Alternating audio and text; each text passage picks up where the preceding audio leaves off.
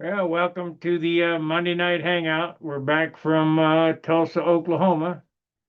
Let's get over here, and I suppose Gary Sinclair will be on shortly. At least I hope he is, because I'm pretty tired. I'm been driving all day. Don't know how long I can stay on, and I got to work tomorrow. Had a great time. Didn't fly very well. Um, I think I was about third from last. Yeah, it wasn't good. Not enough practice time. There's if you don't fly, you can't expect to do well. Doug Moon put on a smoking flight. It was unbelievable. I'm sure Joe judged it. He'll come on and explain what happened. Um, and Sunday we went to Joe's hangar. As you probably saw, I did post uh, a couple of short videos. I know I was going to come on in a live stream afterwards, but you know what? I need some time to myself too. We had a little barbecue and talked with some friends, and I went for a ride in a chipmunk. That was pretty cool. Joe let me fly it a little bit, very little, but I got the feel of it. And went over and looked at the Mustang. Tried to turn the Merlin over. That thing was tight this time. I'm not sure. I think he had a breaker bar on it last time. This time it was I don't know, some kind of short crank. It was pretty stiff, but it was neat. We have a good time when we go over the hangar. Let's see. James Mills crashed his airplane on takeoff. Prop strike. It nosed over one blade and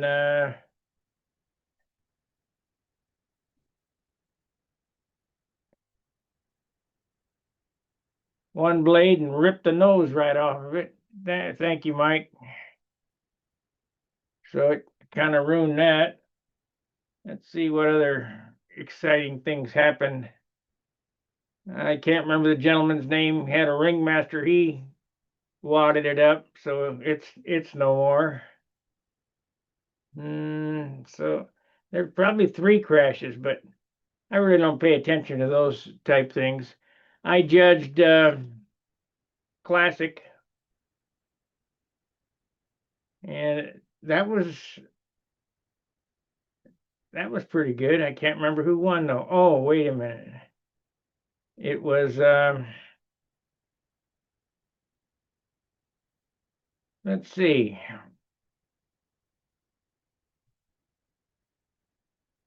I don't think it was Jared Hayes, but it could have been. I don't know. I don't have a picture. Let me get my phone and see if I got a picture of the scoreboard.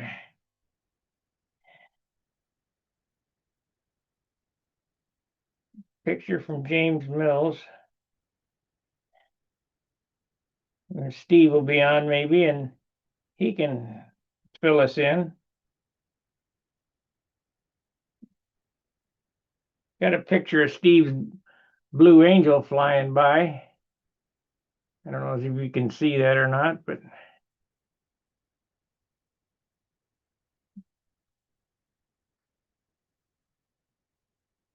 I can say I didn't do very well. Oh, wait a minute. I think Colleen, nope, didn't send me a photo of that. I got a video of us coming back from the flight. I'll see if I can hold this up and we'll let it go.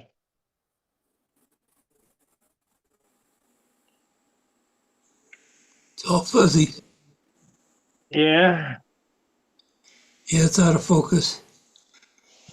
Okay. Well, sorry about that. There's not much I can do.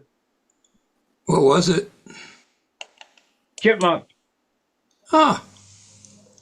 Hey, what's your uh,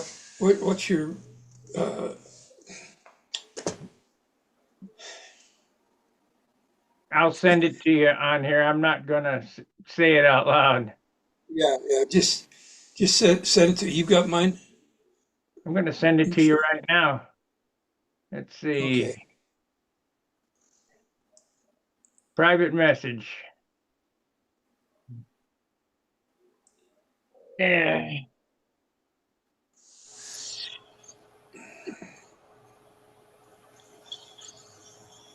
Hi, guys. Hello, Gordon. Hey, Gordy. How are you? How you doing, Joe? Hello, John. Mr. iPad. How's everybody doing tonight? Better than I was 10 minutes ago. What happened 10 minutes ago? Well, I got on here and Oh, you guys weren't here. Yeah. it's a little Hey, after 7. I just got done mowing. you got a picture of the board? The result. I don't think I do. Let me see if Colleen took one. I'll get a picture of the board. I know it's on Facebook. Yeah, there it is on Facebook. Why isn't it on Stunt Hangar? I don't post anything anywhere. Tulsa Glue Daubers control line site. It's not even on there. No. Hold on, Colleen's calling me. Oh, he's going to get it now. He said something wrong. Facebook, they post it on Facebook, but don't post it on Stunt Hangar. Nobody knows who you are on Facebook except for look at me, to a guy in Africa or whatever, wherever, who doesn't even fly control line. I don't know what to say. I'm sick of dealing with it myself. Did you piss somebody off or? I don't give a damn. Not that I know, but I'm getting to the point where I don't care. I understand. Well, you know how internet politics go. Yeah, I do. I don't know anything about it because I'm not involved in any of it. I refuse to get involved.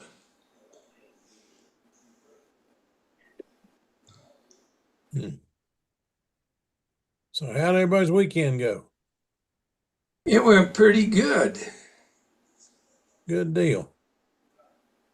How did Except for shoot. iPad and Sparky's weekend go? We had a fantastic weekend. Or I Good. did. I'm pretty sure Sparky did. I Oh, would yeah. hope so. Yeah, good Who weekend. won? Doug Moon won Big Boy League. Uh-oh. I don't know. Flying is bear. Yes. Yeah. Well, how'd you do, Sparky? Not good. Third or fourth to last. Oh Lord, I was about had a rough time. sixth or so.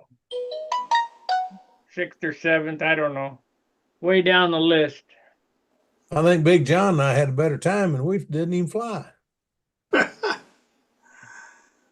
Oh, laid yeah. around the house all weekend. Yeah, I wanted to. I wanted to get out and fly, but our weather was not wonderful. Phil, Yes, sir. we had 3 beginners and they were talking smack. It was so much fun. Oh man, I bet that was fun. That was Beginners fun. talking smack, huh? Beginners talking smack. That's something. Two intermediates, 1, 2, 3, 4, 5 advanced, and 1, 2, 3, 4, 5, 6, 7, 8, 9, 10 experts. We had a good crew. It was Doug. Where'd you come in? Oh, I don't fly my contest. I judge. Moon won it. Then Jared Hayes, Gary Hayes, Tribble, and Looks like Robert's right in there. Nope. Yep, Robert's next. So for fifth, he got fifth. Looks like, I think. I can't tell. It's hard to tell.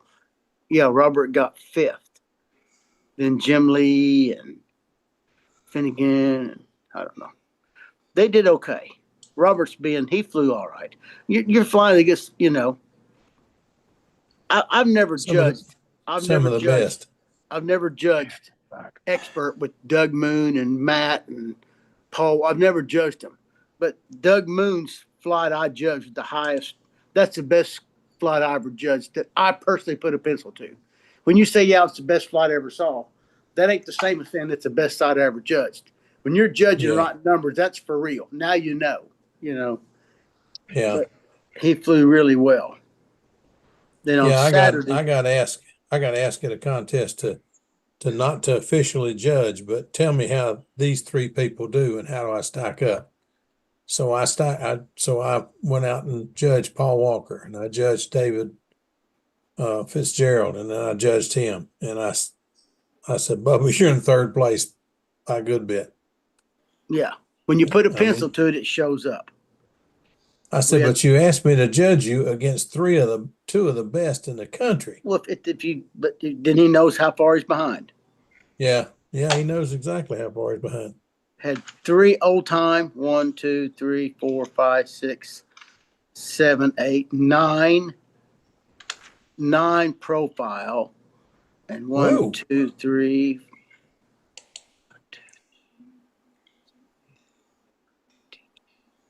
12 or 13, I can't tell. Classic. Who won Classic? Wow. I judged it, but I don't know who won. Jared Hayes won Classic. His dad was second. John Blanchard was third. John Blanchard. John's still flying? John ain't never quit that I know of. Good deal. He's got to be in his 80s. No. John's 57 years old from Blue Lily, Louisiana. Okay, it's not the same John Blanchard. Not the same one,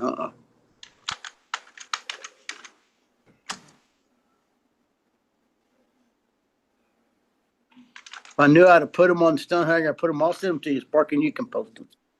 Okay. Oh, me, I'm telling you. We had a good weekend. Do you think we ever had 5-mile-an-hour winds, Robert? I've never seen it in Tulsa with as nice weather as that you had this weekend. It was really good. 3 to 5. And usually I've been there when it was 13 to 40. Yeah. 13 to 20 anyhow, imagine. Oh, that's funny. I crashed my jet one year that it was blowing so hard I was on one wire trying to make the loop. Yo, smack, and hit the ground. That was the other field too. That's that's the first time I met you, I believe. Maybe. That's Bill Wilson was there. Yes, he was. Those are pretty big days too in those days. They had some good contests in those days.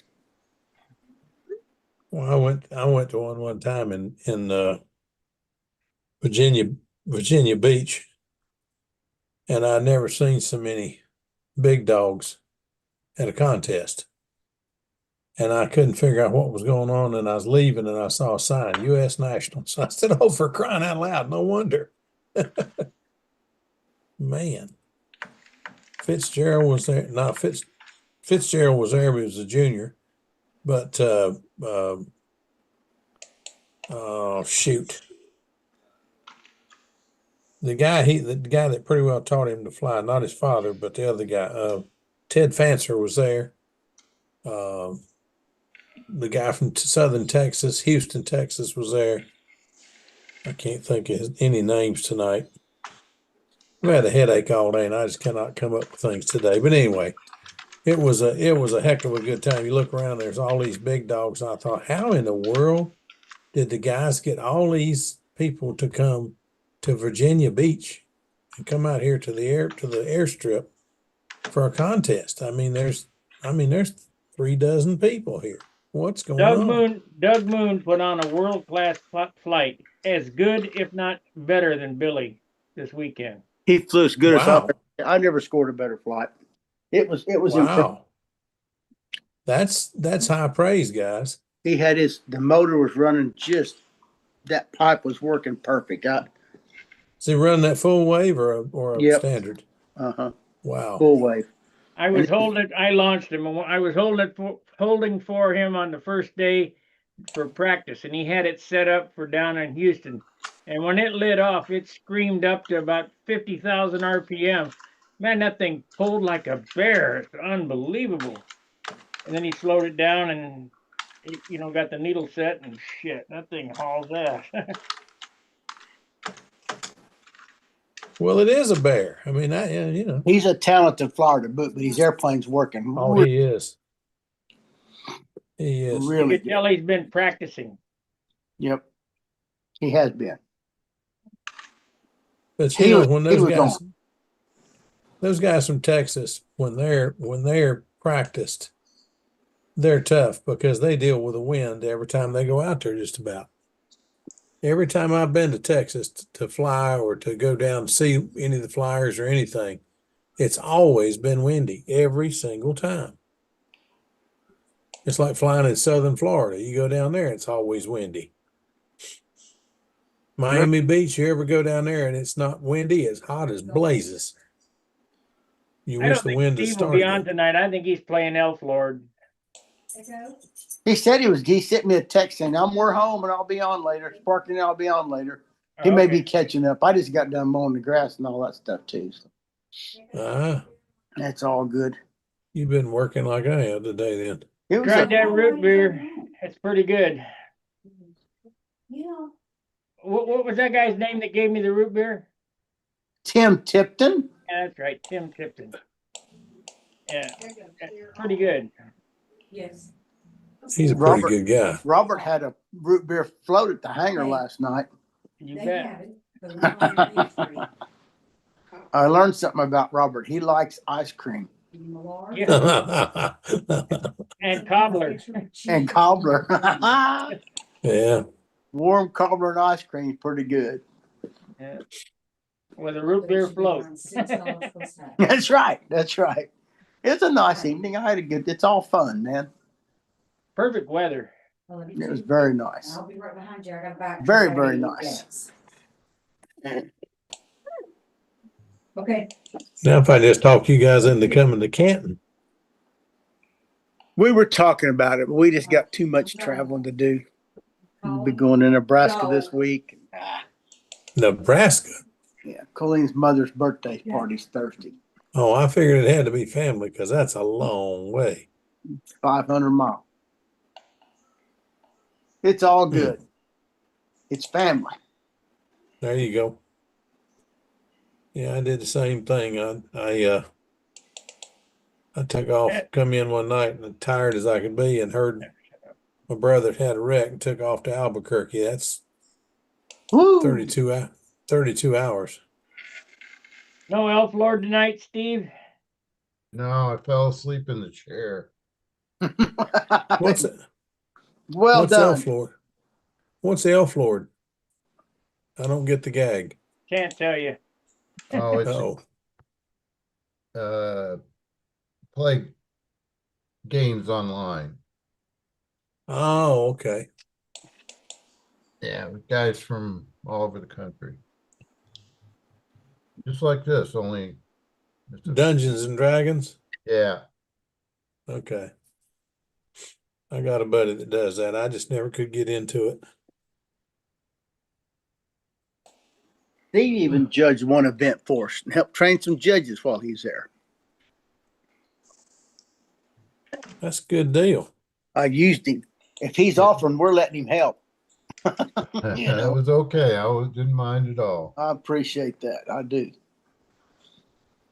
It was just people were visiting, having fun. That's what they just having fun. I think. I think so. I think everybody had a good time. I was telling them about the three beginners that was talking smack. That was so much fun. Hey, tell him about my battery. Everybody Oh. can No, quit I'm looking. not telling that story in public. Everybody can quit looking for the battery. Doug Moon picked up my battery and set it over in the pits. And when I came over and I gathered everything up, I picked it all up and went back to the trailer.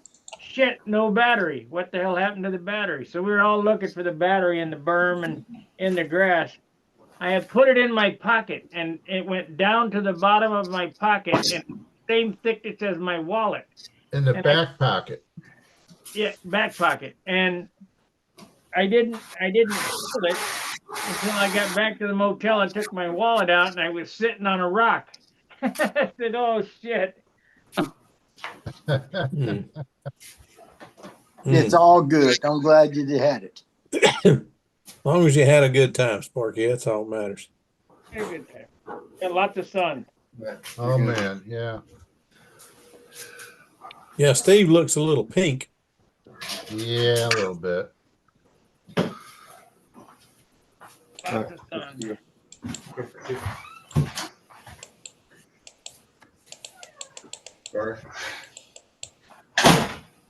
The Lunkies are going combating. They got a production line. Look at Oh, it. I see that. Yeah.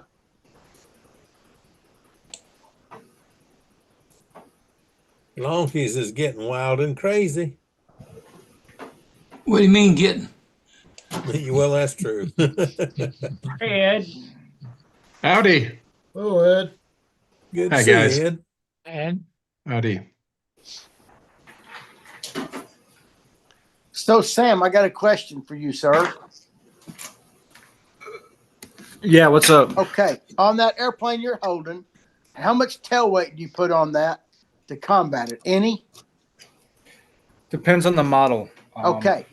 These On what- ones we actually put the motor all the way out and actually have a little bit of nose weight on them. Okay, what if you had an FP or LA-25 on it, FP-25? Would you put tail weight then? Oh yeah, for sure. For sure. Okay. All right. Cool. Thank you. There's specific airplanes for like an LA-25. Those Yeah. are typically used in speed limit, Right. and the maker of all these models does make speed limits that are used for like the 25. You know? Yep. He just had one, so he put it on it. And it's nose heavy to me. So I wonder how much you should put on it. Half Yeah. ounce back there or something? Keep adding till it turns. That's right. It depends on how touchy you're wanting it, you know? Yeah, I get it.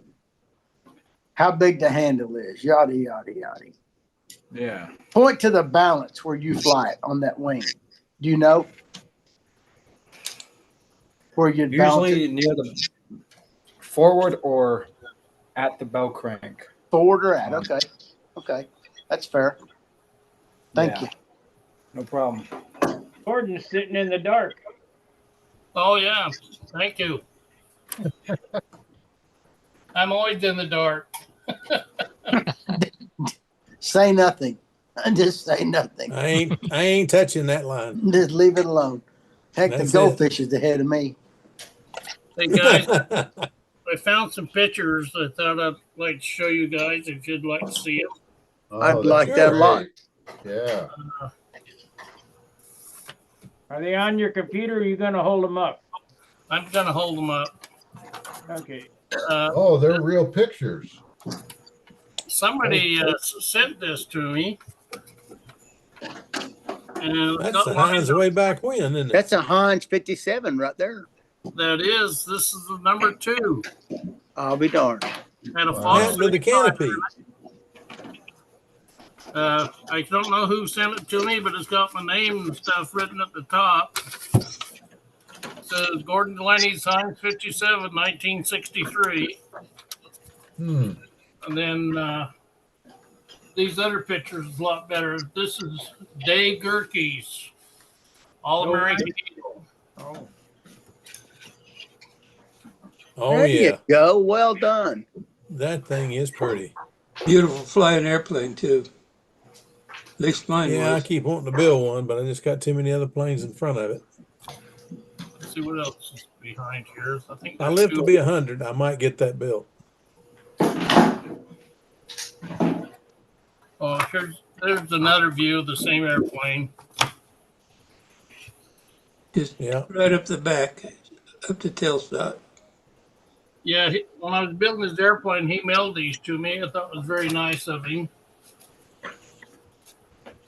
Yeah, so we, I met David, one of the first time I ever met him. I met him at the Pampa dinner at the Nationals, where we had Tampa the Banquet. 75th.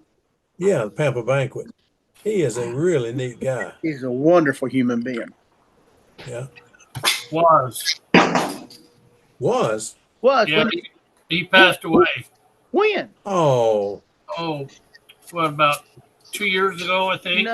No, he was at the Pampa Banquet 2 years ago. Well, maybe I'm misinformed. I thought he passed away here. Had to be in the last year, 18 months or 2 years, I guess. He was well, at I the hope he didn't, banquet, but I don't him know. and his wife. That Pampa He was banquet so that you're nice. thinking about, that they gave away the coins and all that, Yes. happened a whole lot longer than 2 years ago. Did it really? Oh, yeah. Oh, my goodness.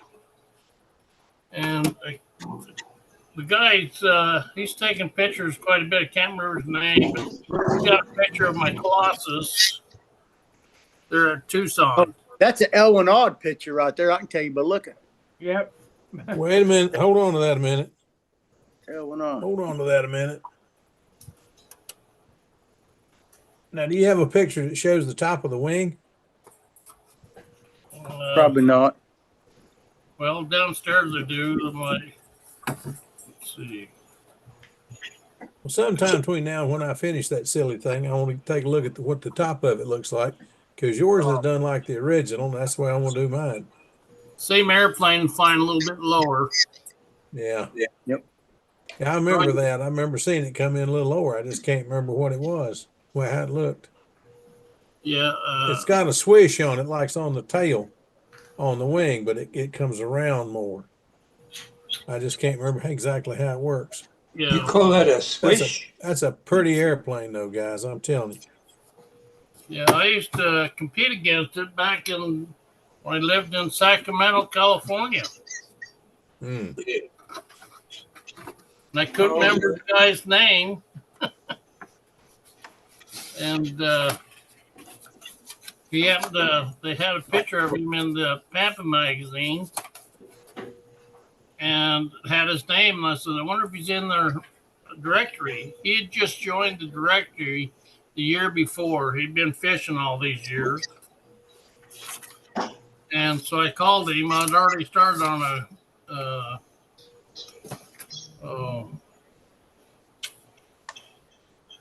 what's his name's airplane? Anyway, I had the ribs all cut out. And so I called him. I said, you don't know me? He said, yeah, I do. I taught you at the Nats about your fillets. Well, he was at the 95 Nats. And if he had told me he was the one that designed the Colossus, I'd remember him. But, you know, I hadn't seen him since he was in our 20s. Yeah. And he sent me the plans, and that's when I built the Colossus. You guys were talking about an L1 odd photo.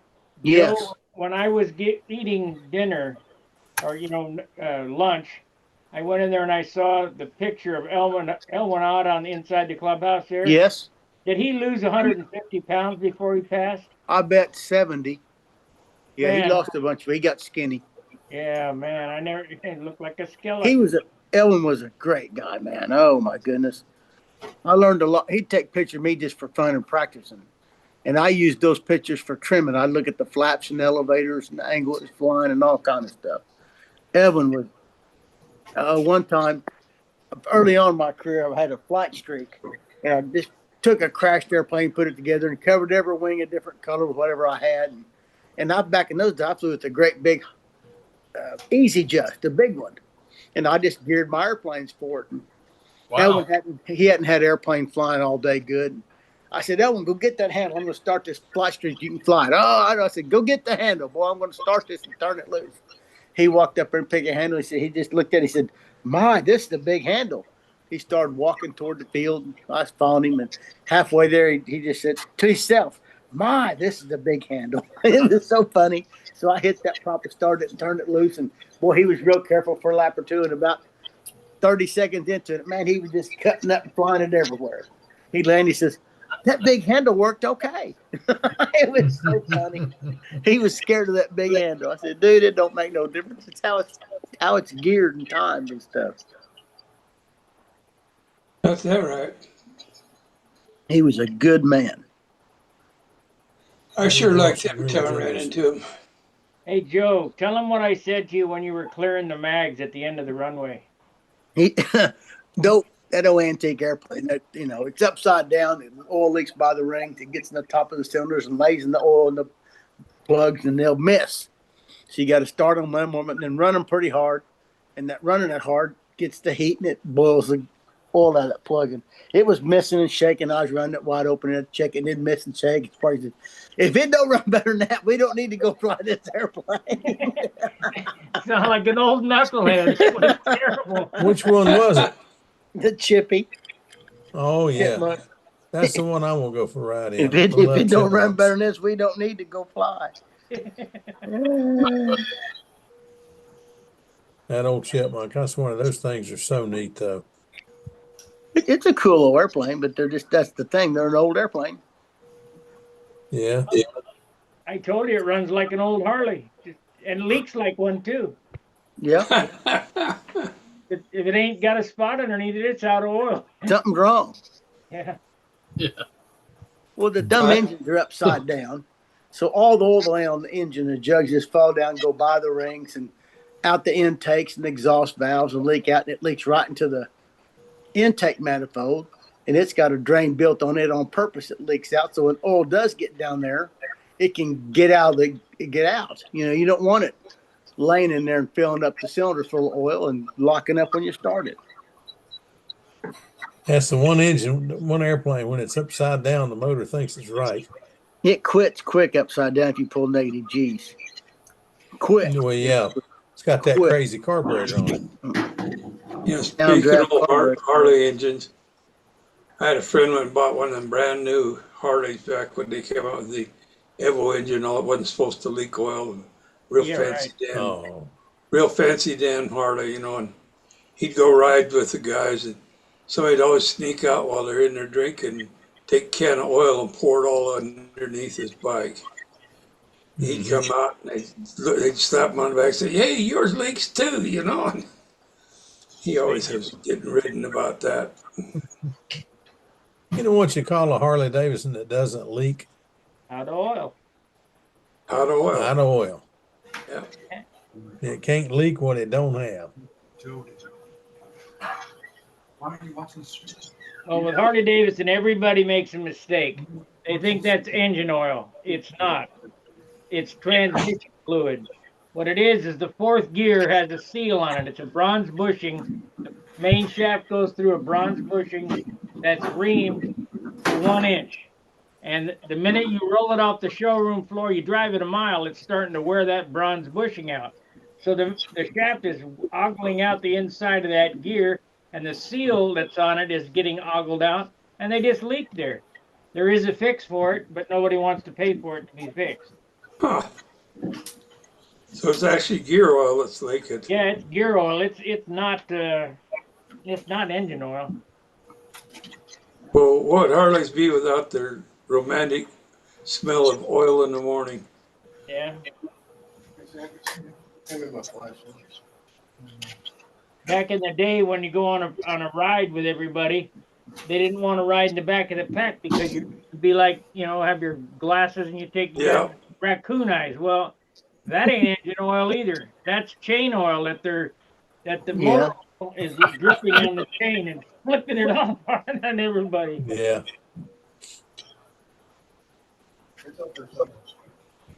I remember when they first came out with the belt drives, I thought this can't work, but it did. I went to the drag strip one time and a guy had a AA fuel Harley out there, had a 4-inch wide belt that was driving the rear wheel. I don't know how in the world he ever got his legs around all that crap that was hanging off that motorcycle to make a pass with it, but he did. That's a flame throwing son of a gun I've ever seen on two wheels. You know, I had a snowmobile up in Alaska. It's a three-cylinder racing machine. Three-cylinder Sachs, 125 horsepower, 650 displacement, two-stroke. Three tune pipes on it. And the guy that had it, the tune pipes weren't set up right. They were set up to look good. They weren't set up to work good. And so I changed that. Anyway, I took it. We had drags there. The drag strip was closed to cars because had 3.5 feet of ice on the strip. But they set up all the lights, and we'd drag every weekend. I take it first time out with it. I finally got a belt on there and figured out how to make it keep from blowing it, because I was blowing every belt I put on there until I figured it out. Anyway, first run after I figured it out was 99.99 miles per hour at 12 Good point grief. On a snowmobile? on In a 12.2 seconds in a quarter mile. They'll almost throw you off them, boys. You got to hang on to them tight. You can't Oh, believe they accelerate like mad. Unbelievable. And that clutch system they got, it's constant torque until it maxes out, and then it just accelerates. On a Well, my drag only bike, a experience- good pass, the front wheel never hits the ground in a quarter mile. It hovers They just- about 2 inches above the They just ground. use their weight to rock it back and forth to make it go straight. Fat tire bike, exactly correct. Yep. It's lean. Man, that, Well, I know the old back in the 70s, the Kawasaki 500 and 750, H1 and H2. Then neither one of them, if the front wheel was on the ground, the rear wheel was spinning, but usually the front wheel's in the air. Sometimes it's still spinning, but man, we went through a lot of back tires. Good gosh. I'll tell you with this snowmobile, off the start line, I had so many cleats on that track. It was looking like a river of chopped ice coming out from underneath the machine. And I dug a groove 6 inches deep just on the takeoff launch. And everybody after me had to run in that trench. Well, I tell you what, I don't know about that stuff. That Alaska stuff is just too cold. it's too cold, man. I rode a snowmobile. It was a Kawasaki something 4-cylinder. We was riding. Harvey said, "Just take it and go that way." And I had a helmet on, my coat and all this. And he says, "Don't go but a mile because there's a fence probably 3 or 4 inches below the snow, and you don't hit that fence." So I goosed that sucker, and I hung on. Holy mackerel, almost popped a wheelie. And I held it down there for maybe 10, 20 seconds, maybe. And I thought, I was doing 100 miles an hour. And I shut that sucker off thinking, man, you could go a long way in 20 seconds at 100. Oh, yeah. Scared me to death. I just, can you imagine hitting a barbed wire fence going 100?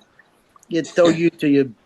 And It cut you right in half. Well, it would probably caught the the tread or something. But, if it hit you, it could kill you dead. Oh, yeah. That was a common accident for kids that are trail riding up in Alaska. Yeah. They go through and some farmer or somebody had put a wire across the road, because it was their property and their cows and that in there. And the kids would come through there and be right at neck height. Somebody going to jail for that. You can't booby trap nothing. It wasn't booby trap. It was posted.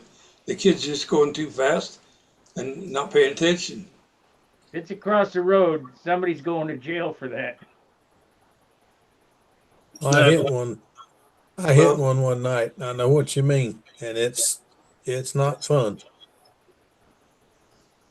All I know is nobody went to jail on this one, but they got the kids out and told them what to look for, and because these were not roads; these were trails. Yeah. Backcountry trails and whatever. Backcountry trails. Well, this was a track that I was running on, but somebody had put a piece of clothesline across there. Oh, nice. Just to be smart. Boy, when I hit it. Says here that Let's get back. let's get back on airplanes. Well, you are flying part-time on those Okay. things. So Yeah. recent We're awards flying a for lot. Gerke. Recent awards, Gerke was inducted into Precision Airbags Hall of Fame, Pampa Hall of Fame in 23. That was at the Nats. So his Facebook page was active as of May 29, 24. I think Gerke's still around because I think I remember reading something somewhere that he put out not too long ago. But the banquet wasn't in 23, Joe. Says it was. The one that I'm thinking of where they had Yeah, that was the 50th That's the anniversary 50th banquet. anniversary. That's when Okay. Gerke and Les and it was McDonald. Les McDonald, Bob McDonald. Yeah. Vicky? Yeah, they were all there. Yeah, they were all, and even Mary Phelps took Jerry's award. Remember, Uh-huh. Mary Phelps was there. That was in 23. Now, Yep. she's passed away, from what I hear. Has she? Yeah. I knew she was in a nursing care facility.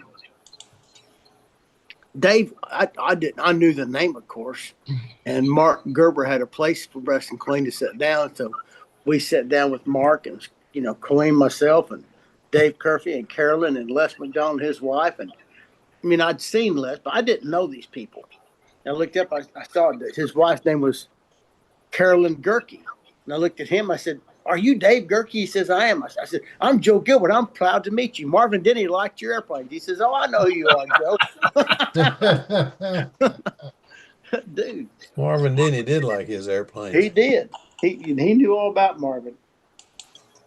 I'll tell you who I miss as long as we're reminiscing about people is Rick Gackabone. Rich was a fun dude too, man. That boy was something. What got him? He didn't die from cancer or something, did he? I don't think he's dead. I don't think he's passed away. I don't believe. He's in a mental institution or some type of care facility, convalescent hospital or whatever. Oh, that's a shame. Was his wife's name Sue? I forget. I don't remember. He was a good dude. Mm-hmm. Larry Scarenzi, there's another one. Yeah, Larry was something else. Was I Jefferson the enjoyed guy him a that lot. flew left-handed and Stuka. Stuka. Yeah. okay, so he's not the one that flew clockwise. Oh yes. Yes. Yeah, okay. Yes. I judged him one year. At Rodax and at the Nats too. He had a great big Stuka. Big Stuka. Scale looking weird. Stuka. That's the best Stuka I've ever seen. It was cool. Gull wing, everything. Polyhedral, Yeah, Bob Whiteley's son flew one at Tucson one year. Had the gull wing Stuka.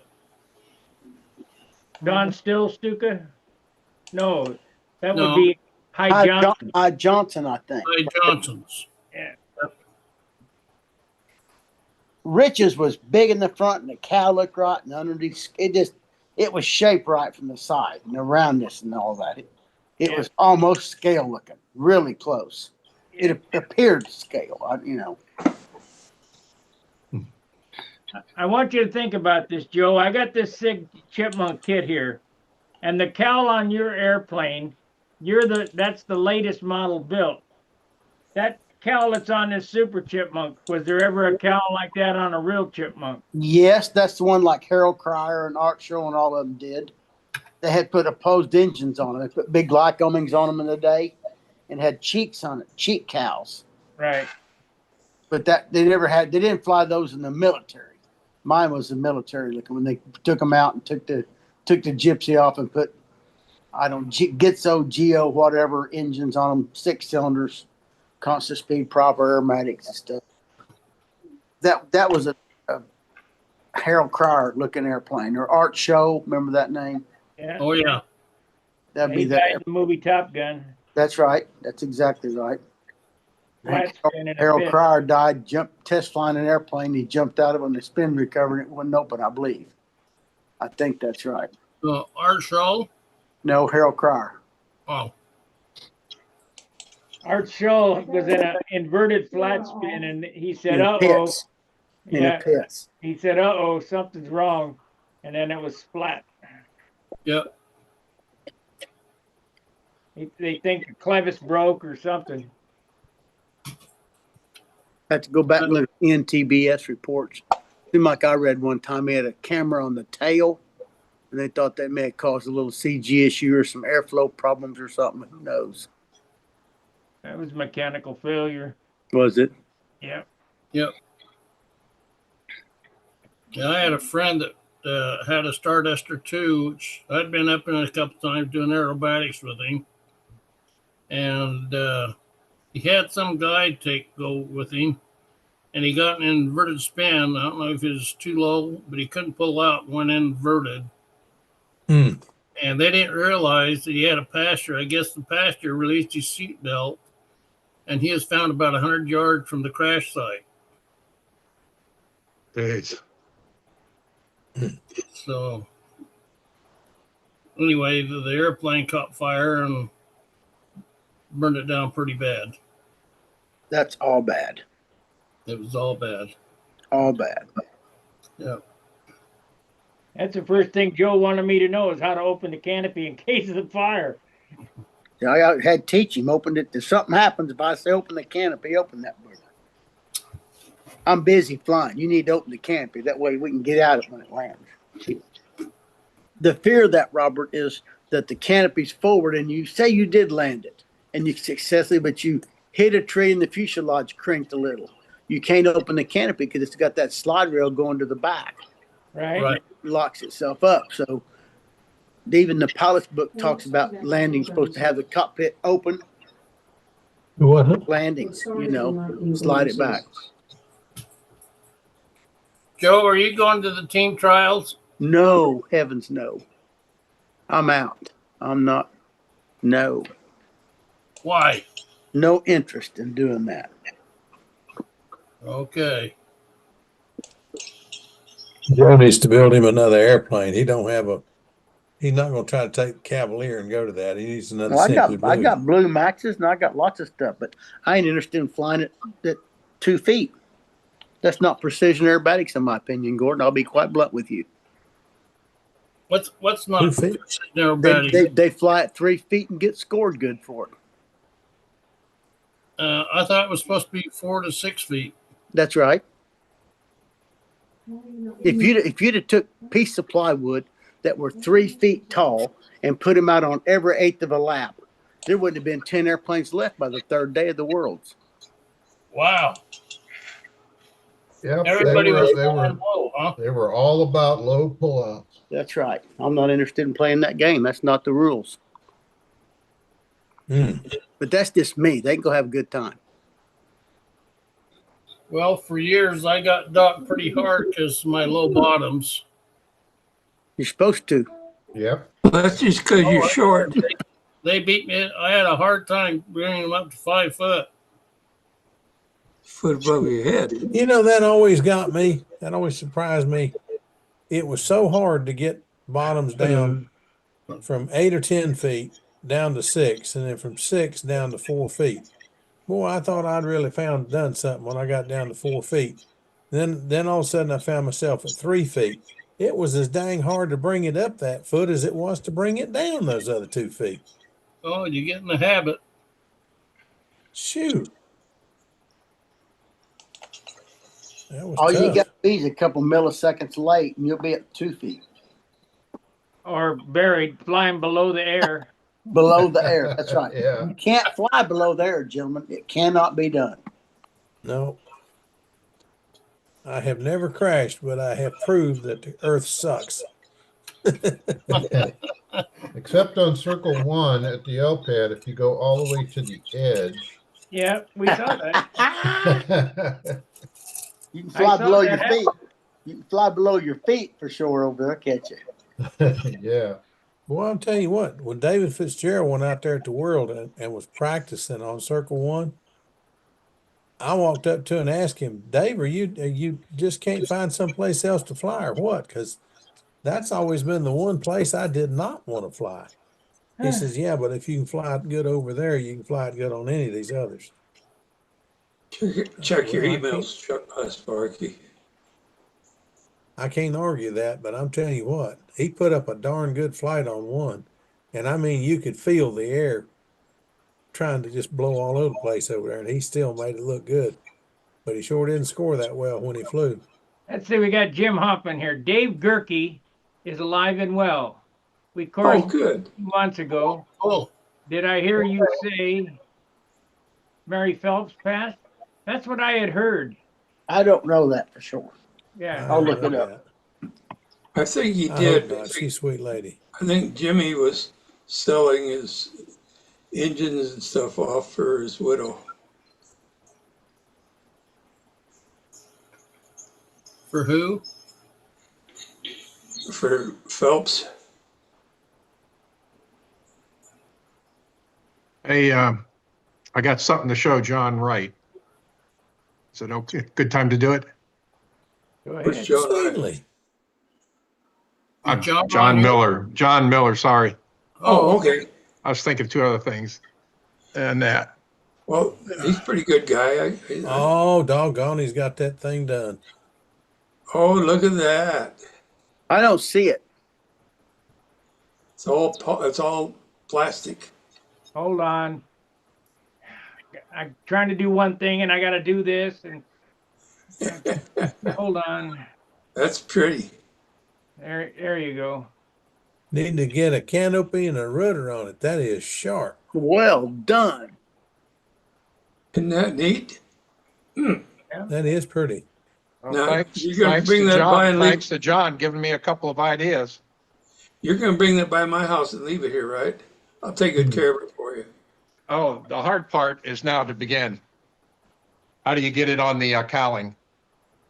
So the bottom, I started with about 1 1/4 inch strips. Is about the widest I can go.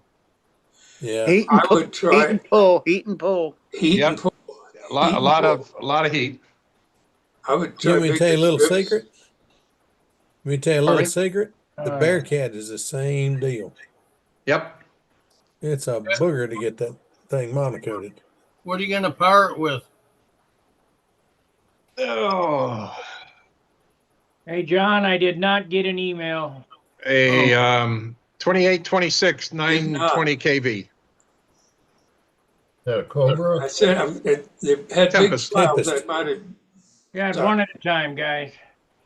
Yep. I'm sorry. Go ahead, Ed. Yeah, it's a Tempest, and it's Tempest. a 2826 920 kV. Front mount? Yep. You want a hint on covering that cowl? Sure. Yeah. Set the cowl flat with pointed up. Take your plastic covering, set it on top, tack it around the top, heat and pull, heat and pull. I did it I was doing it the opposite way. I was about 1/4 of an inch from the back of where the line's going to be. I tack it down there, and then I heat with the air gun and pull and stretch up Well, around front. Try it this way because you're not pulling as big a radius, like you're trying to pull it in strips. You don't have the matching because you can do it in one sheet. Well, I will certainly Say that give that a again, try. John. You start from the front of the cowl. So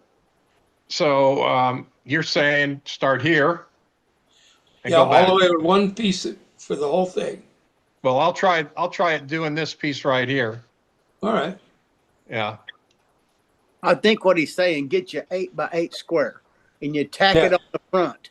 Then you grab hold and start pulling and heating the whole big piece around and around and around. Like tack it on the front like a sheet of paper. Yep. Yeah. Then you take heat gun and pull. Don't try to get all of it in one time. Just pull and keep getting a 1/4 Pull a inch. little bit, heat a little bit, pull a little bit, heat a little bit. Yeah. You can, if somebody held it, you can heat it with the gun and iron it as you pull it around 1/4 inch at a time, all the way around and around and around. And it'll go right back. And then you got to razor it off. That's no big deal. I know one thing, when you got somebody helping you holding it, it certainly makes it easier. And Yes. Yeah, it that was does. just me doing that. Yeah. So, Well, it looks good. You did a great job, Ed. well, Yeah, you so far did. so good. Looks really nice. Thank you. I am going to worry about sealing the stripes and stuff. I just don't know for sure what to put on to make sure. I ironed them down separately after the Windex system was Did put you on. use the little trim iron? Yeah, And it was running full high heat, yep. full bore, and you rubbed them down. Hot enough. Yeah, You rubbed them down until you could hardly tell there was a joint there. pretty Feeling that much so. I'll have to look again. you'll probably be okay just that way, but Yeah. some guys put a little epoxy, or I don't like to do this, but some people put a little bit of hot stuff there just to Right. seal it. You know? I'll tell you a simpler one. I put it on mine, and you can laugh if you want to, but hard as nails, the women's fingernail polish. Use a Yeah. little bitty paintbrush and dip it in I there and wipe it on the top, and you're just going to get an inch or two at a time. But you we can we put it use on that smooth, on put it the real aircraft if we're put having it to right add on the something. very edge, Yeah. right on the every edge. Put it on your letters, your numbers, your stripes, and everything stays down. Yeah. It has worked on my plane, and my plane's a fuel plane. It's got 700 or 800 flights on it, and it's still staying put. Yeah. I was going to put the vertical on, but I've flipped that upside down and back up so many times. I That's the figured I'd last thing to put on. whack it. So I'm trying to do everything before that'll be probably one of the last things I glue on. Yep. I understand that. Then The bear's got a now coming up is the day you take it off. Take off with it. Yeah. the Don't bear's get got the a scared look. red stripe on a yellow wing, and it's got a blue fuselage. And that fuselage. Oh, mama, that's not as easy as it looks. That's a bear to cover. I'm gonna cover the fuselage before. I wish I thought to cover the fuselage before I install the wing, but Yeah. at least the I cowl. yeah. One thing I really like is even on a solid balsa surface, putting the silk span on first and putting the monocoat on top of it. Boy, it really makes it sit down nice and It does. hardens the wood so you don't ding it as easy. Put That's dents in it. right. Yeah. And you'll come back 4 or 5 years from now if you've done it right. You'll hardly have to put an iron on it because there won't be anything sagging. Right. Yeah. Did you use regular tissue paper or did you use polyspan? Just light silk span. Where the heck did you get light silk span? Eesh, I gotta get some. The free flight guys. Oh, okay. I gotta get in touch with them then. Yeah, it's hard to find a bigger size. So Well, You isn't worried, that you worried gal about in England selling teabag paper? say again? Isn't that gal in England still selling teabag paper? No idea. no Well, idea. that's silk span. It's the heavier, not the. I don't think it's the heaviest, and it's not the middle grade. But anyway, it's a grade we like, and they use it to make tea bags out of it. And you can get it. I think it's like 30 inches wide and 120 foot long. And Brodock had light silk span too. So Yeah. tissue paper. Yeah, I bought so several packs of it from and Brodock, it's but just it's expensive. it's just going over the balsa, so I wasn't too worried. I think I used a combination of both.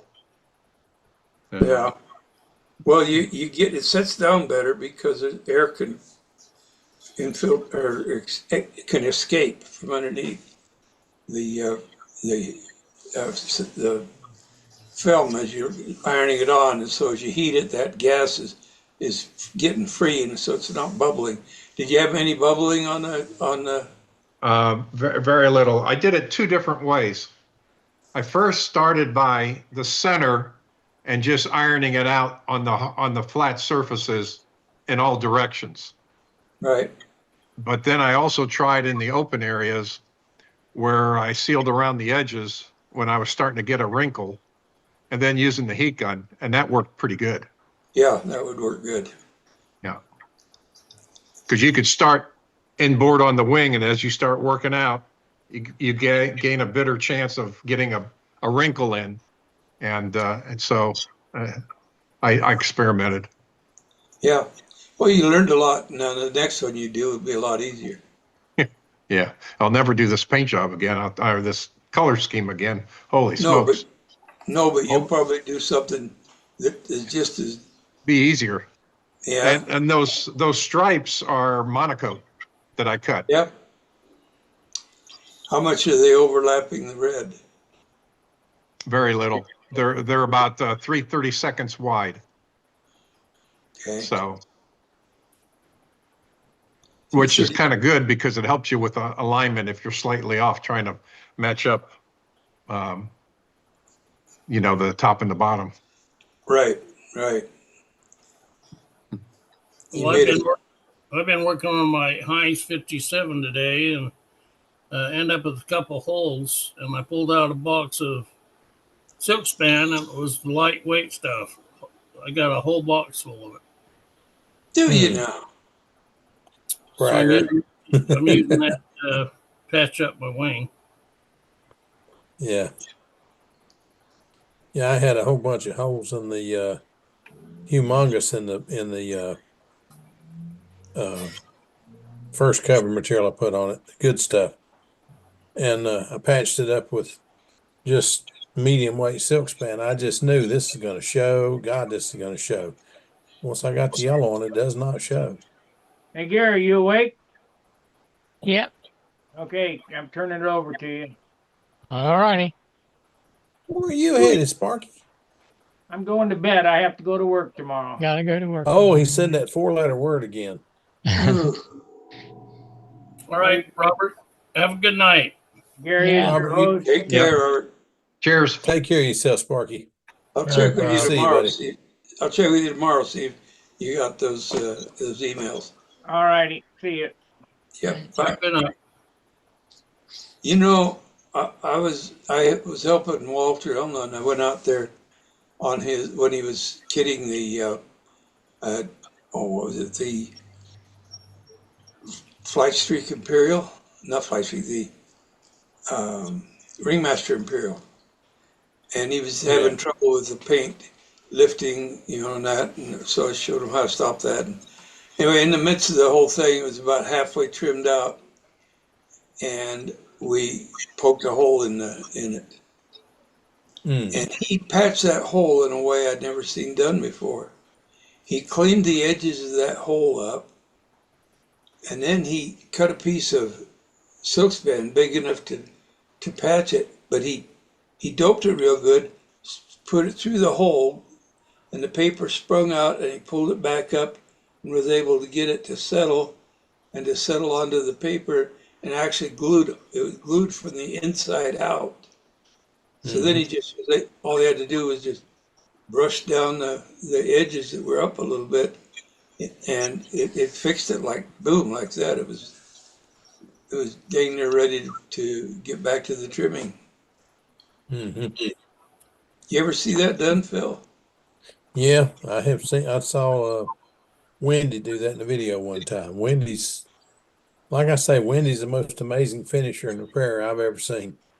He did some things that just, dang, I didn't know you could do that. I've been doing this a long time. I didn't know you could do that. But he had some really neat techniques. I saw him put sandpaper inside the crease of they're working on an Aries, and it was busted bad. And he put a piece of sandpaper with a smooth side up. I think it was used sandpaper, but it was sandpaper. And put that in there and put some glue on the sandpaper, backside of the sandpaper, and put it in there and held up on it with seemed like a piece of string or something that was tied to it. And then he pushed the other side over and CA'd that side down. It's still holding up on it. And when he got it done, he just took this string and just gave it a yank and it popped loose. I said, if I'd done that, I'd have busted the whole end of the wing off. Yeah. But Wendy was a magician. He was very, very good at stuff. I just really got tickled at his. I don't know. I wish he'd come back. He was so good at that stuff. Sparky's good and he tells you a lot, but it wouldn't hurt to have two of them going. Well, there's a lot of real good finishers out there. Oh yeah. They're out there. They just keep it quiet. They pass out all their information. I have trouble with people beating them. Well, I tell you what, I found that new wax now I forgot the name of it again. But it's that stuff made in Germany, and I'm telling you, that really makes one shine. That's stuff they advertise putting on cars and yeah. Yeah. It really works. It shines and it really works. I don't know how long it'll work because 6 I'm months. putting it on an electric. But 6 months on a car. Well, on a car, but we're talking about hot fuel right on the paint too, right on the wax. Yeah. So I don't know how long it'll hold up, but I know the stuff I was using looked really, really good until you got hot fuel on it one time, but then it just took the wax off. The heat just took the wax off. But this new stuff don't do that. New stuff is amazing. It really works. I'm gonna bet you the front row of the Nats will have at least one of these paint jobs that's got this stuff on it. At least one will have it this year because it's so much shinier and so much easier to use than anything else I've ever used. You just spray this stuff on, spread it around, and then wait a few minutes and wipe it off with a microfiber towel, and you're done. 15 minutes. I did the whole car in about 25. Now I do have a little bitty car. It's just a Mustang, so and it's a convertible, so you don't do the top. But how do you get in that thing? I don't have any trouble at all getting in it. I got one better than that. My wife's got a C-Max. Well, actually, honestly, the C-Max ought to be mine and the Mustang ought to be hers. I bought the Mustang for her when she retired, but she likes driving the C-Max because she don't have to go see the gas station very often. So I drive the Mustang, she drives the C-Max, and that darn C-Max is 2/3 the size of the Mustang. But I told her, well, I'm still going to have to keep my pickup because I got to have something I can carry the models to the field in, and we sure can't do it in the Mustang. She said, give me that airplane. And she went over and set it down behind the C-Max, raised the tailgate, lowered the back seats, and put an SV11 in the back seat of the C-Max, in the back end of a C-Max. Never touched nothing to do it. Now, I have always said it, but now I have living proof my wife is the blibby master. You know what a blibby is, don't you? Yeah. 10 pounds of stuff in a 5-pound container. And she didn't touch nothing to get it in there. That woman's a magician. What's a C-Max? Gordon told me he had a Pontiac, what was it? Bonneville. Can't remember the year. I think it's 67. And that trunk on that thing was so spacious, he could put his twin in there, from the original twin, the Too Much. Yeah. He could put that in there without it touching anything. Good grief. There's a huge trunk in that car. Biggest trunk I ever saw was a 59 Cadillac. I laid down in the back of that thing, didn't touch nothing. Remember the old businessman coupe? Yeah. My uncle had one that was it was a business coupe, but you took the trunk lid off and looked like the back end of a pickup truck in there. Yeah, pickup truck, yeah. Yeah, I remember that. There's a guy right here's got one of those. It's all fixed up, candy apple red, gorgeous. Steve, to answer your question, a C-Max it's a little car that goes fast. No, it don't go very fast. Well, it does. No? It go 80 miles an hour. But it's a little car it's a hybrid. It's about the size of an Eclipse or a lot of the little Fords are all around that same size. And it's just a hybrid. It was made for about 6 or 7 years. They don't make it anymore. Who made But it? Ford. I said I'd never have a Ford. I've always said I'd never have a Ford. I bought Now my you wife got a two. Mustang, and then I bought the C-Max. Yeah, Never say never, guys. I'm telling you, you will eat your words. It's just the way Hey. fate works. yeah. I got the Yes, first one, so go ahead. Do you know Wilkinson? that name's familiar. Okay, well, he had a boy, he got killed Yes, in a crash. yes, Well, his club, he's got a fellow that flies control line there. You yeah. know his name? Paul Kobe. Kobe. Okay. See, I Yeah. never heard you guys talk about Kobe. I just, because when I was talking to Wilkinson the other day, why he was saying this, well, I haven't heard that name.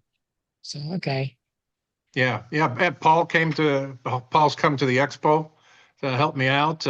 He comes to our field once in a while, once or twice a year. We fly control line, and that nice guy, and Hey, that. Ed, So I it got a was question for you. yes, sir. What? Now it's been a couple of weeks since you had your expo. Yeah. What kind of feedback are you getting? I get good feedback throughout the year from companies that sponsor it, that Yeah. donate, school teachers, and students that are interested in that. So this next year, we're looking at doing things differently. On Friday, we're looking at two possibilities. Friday is going to be all of us get together and have some fun and get ready for Saturday. Or another possibility is I'm talking with middle and high schools and making that a school trip for them in late August or September, and that would be the STEM teachers that are teaching aerospace and things like that, to where they'll all come, and that way you can concentrate with say 75, 80 students from all the different schools and spend time with them versus anybody that just shows up and is looking for something free or that really doesn't care. If they're just there. So you're kind of bringing your focus, laser like focus Yes. on. Yeah. But also for more crowd to show exposure, we are trying to combine the carnival, several craft fairs, and the expo all at the same time. And then that way you'll have 1,000+ people in the area. But you can still concentrate on the ones that are interested, but everybody else will be able to see what's out there, which I think is a pretty good idea. Boy, I And tell you, they approached me on doing it that way. I'm wondering. I've been pushing to try to make F2B an Olympic sport, Right. and the problem you have is you have to educate the crowd. It's kind of like the old aerobatic routines. They would kind of talk about what they did and what it took to do it, and that before you went up to do Right. it. And we need to do that kind of stuff with stunt, in my opinion, to get people knowledgeable about what's going on, so they know what to look for. And then yeah, Sorry. no, I'm trying to get them to think about here's some foam, here's some sticks, here's your power system, here's your requirements, here's the wingspan. Have your engineering departments or your students make a control line airplane, because you can do it at a lot less money. yeah, that's true. Junkyard And Wars. so So you what? know, would you say, Phil? Junkyard Wars. Yeah, You know, yeah. There you go. It's that- kind of that way. But I I think. was Go ahead. it's kind of like Junkyard Wars, but I was looking at, for instance, here's your foam, here's your wood for reinforcement, here's your power supply, and here's what it needs. here's a sample of what it could look like. It's up to you to keep it within these parameters. I think if you add a, a specific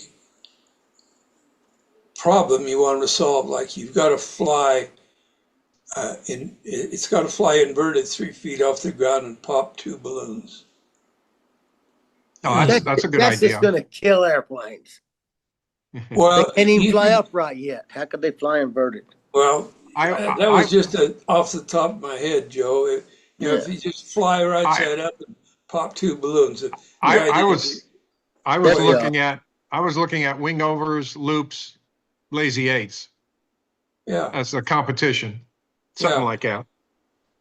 and that you know, that way they're building to a specific task, and so the engineering skills have to come in to go for that task. What does it take for that task? Yeah. You know, Well, you should see what these the high school that I visit and go help out once in a while.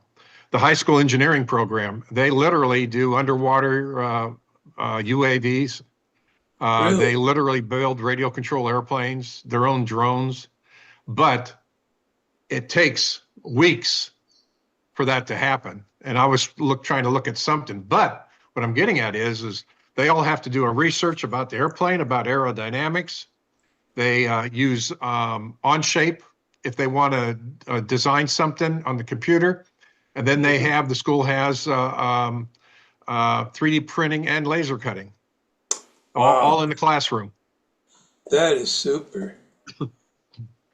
So Yeah. basically, you're just giving them a notion, turning them in the direction, and giving them a shove. Yeah. What they need to do is see somebody fly a control line, see it do some loops and rolls, and then Rolls. I hope you don't turn roll them a loose to control line design plane. something to do it. Wing over and loop, and you'd probably have it. Figure eight, So- lazy eight, you'd probably have it. So for instance, the one I just went to was designing a new general aviation seat for a Cessna, say, for instance. Okay. And so the team of each group was a team of 4. Mhm. Each one had to come up with their own idea. Then they had specifics that you had to, then they put what they thought was important and under what they thought. Then what was industry important, they had to check all that. And then as each one designed his seat and gave his reasons why, that's when they review the industry importancy and then pick whose fits the best and then build it. And then that's what they demonstrate to us. It was 4 teams of 4. So I got to watch 4 presentations. That's an excellent idea. You know, That is. Yeah. give them a challenge, you know, and a little wherewithal, a little where we can get the information. And I've got two high schools, technical high schools just close to me that are presently doing this and that. And the one technical high school has a waiting list of try to get in. They can only accept so many students. So but I'm trying to get with middle school more importantly, because you got to get the idea in their heads when they're young. Yeah. And show them out there. Yeah, you got to, I mean, I think back to when I was actually preschool. Of course, in those days, aviation was pretty new. And I'd hear a plane flying by and I'd run out in the yard to see what it was, you know. Oh, yeah. And I could tell you at 3 and 4 years old what it was, you know. Yeah. But that was the time before time. And when aviation was new and everybody was excited about it, you know. Yeah. Let me get a plane that I was going to refer to. All right.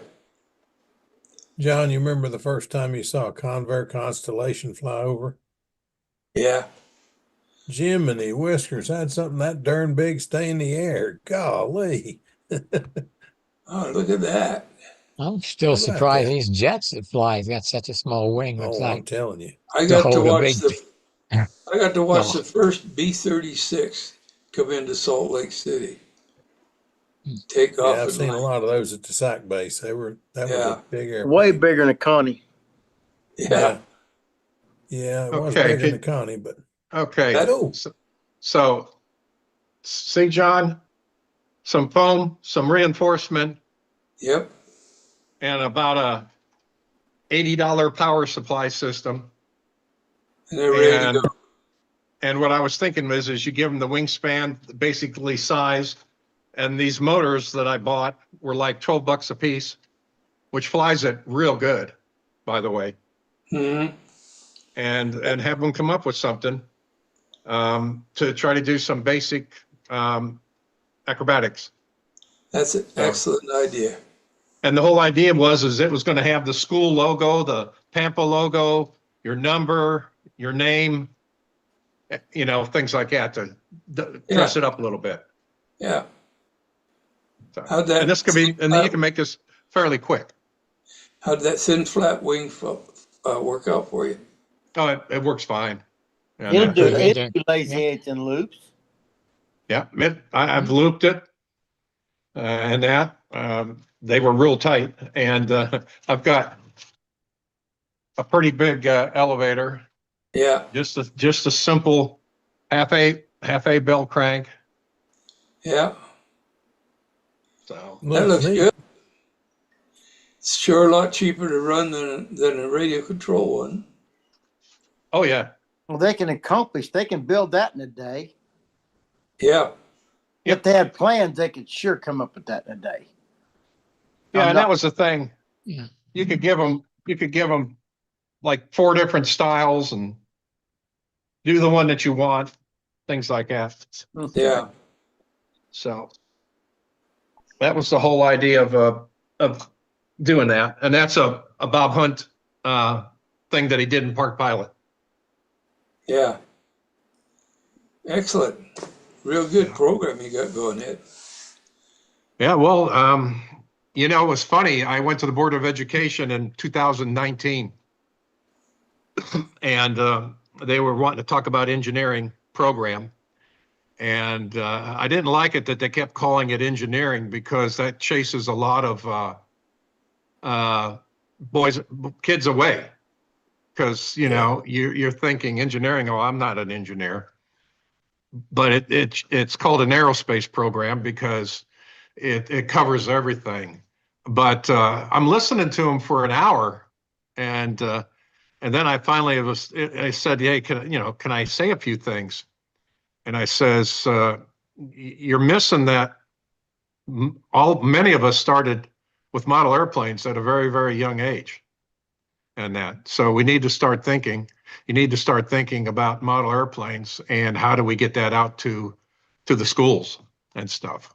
So it's been slow, but at least they're trying to go in the right direction. And what, if you have a good STEM teacher that's really interested, you can make progress. But I'm also finding out that not necessarily is just any high school, middle school teacher have much interest in trying to push it. And the ones that are interested, oh my golly, phone calls, questions, can we come visit? I got a school coming next week to go look at the facility, and I show them everything. But it all ties into model aviation. And That's excellent because, like you said, many people in the business started with model airplanes as young kids. Yep. And how many astronauts started with model airplanes? yeah, I think the Hook Gibson, Neil Armstrong. All of them. Yeah, I think the Yeah. answer is all of them. Yeah. With possibly a couple of exceptions with the females. What I didn't realize, Burt Rutan, how he won the control line carrier year after year after year for the way he designed his carrier plane. Right. I never knew that. Yeah. I've seen his airplane at the AMA, but I didn't know he won it for years and years and years. I heard 2 or 3 years in a row out in California area and stuff. There's So, a, I and, think, and I got something I was going to show Sam Lonke. Before you do that, I want to say, who's this new guy with the new haircut there? My goodness. Oh, See me. him there? I don't see anybody who's talking. Caffeine, huh? Yeah. So, Sam, are you there? You listening? Because I saw Sam flying his RC There in you front go. of the house. We're And here. I was going to show him my new RC for the house. Oh, yeah. Cartoon Oh scale. my Cartoon goodness. P6. Yeah, that's a new Twisted Hobbies, right? Yeah. Awesome. 2S It's battery. called Fun Fighters. 2S battery. Yep. Yeah. Okay. Same scale as my cat. Same as the cat. My goodness, half the wing is a aileron.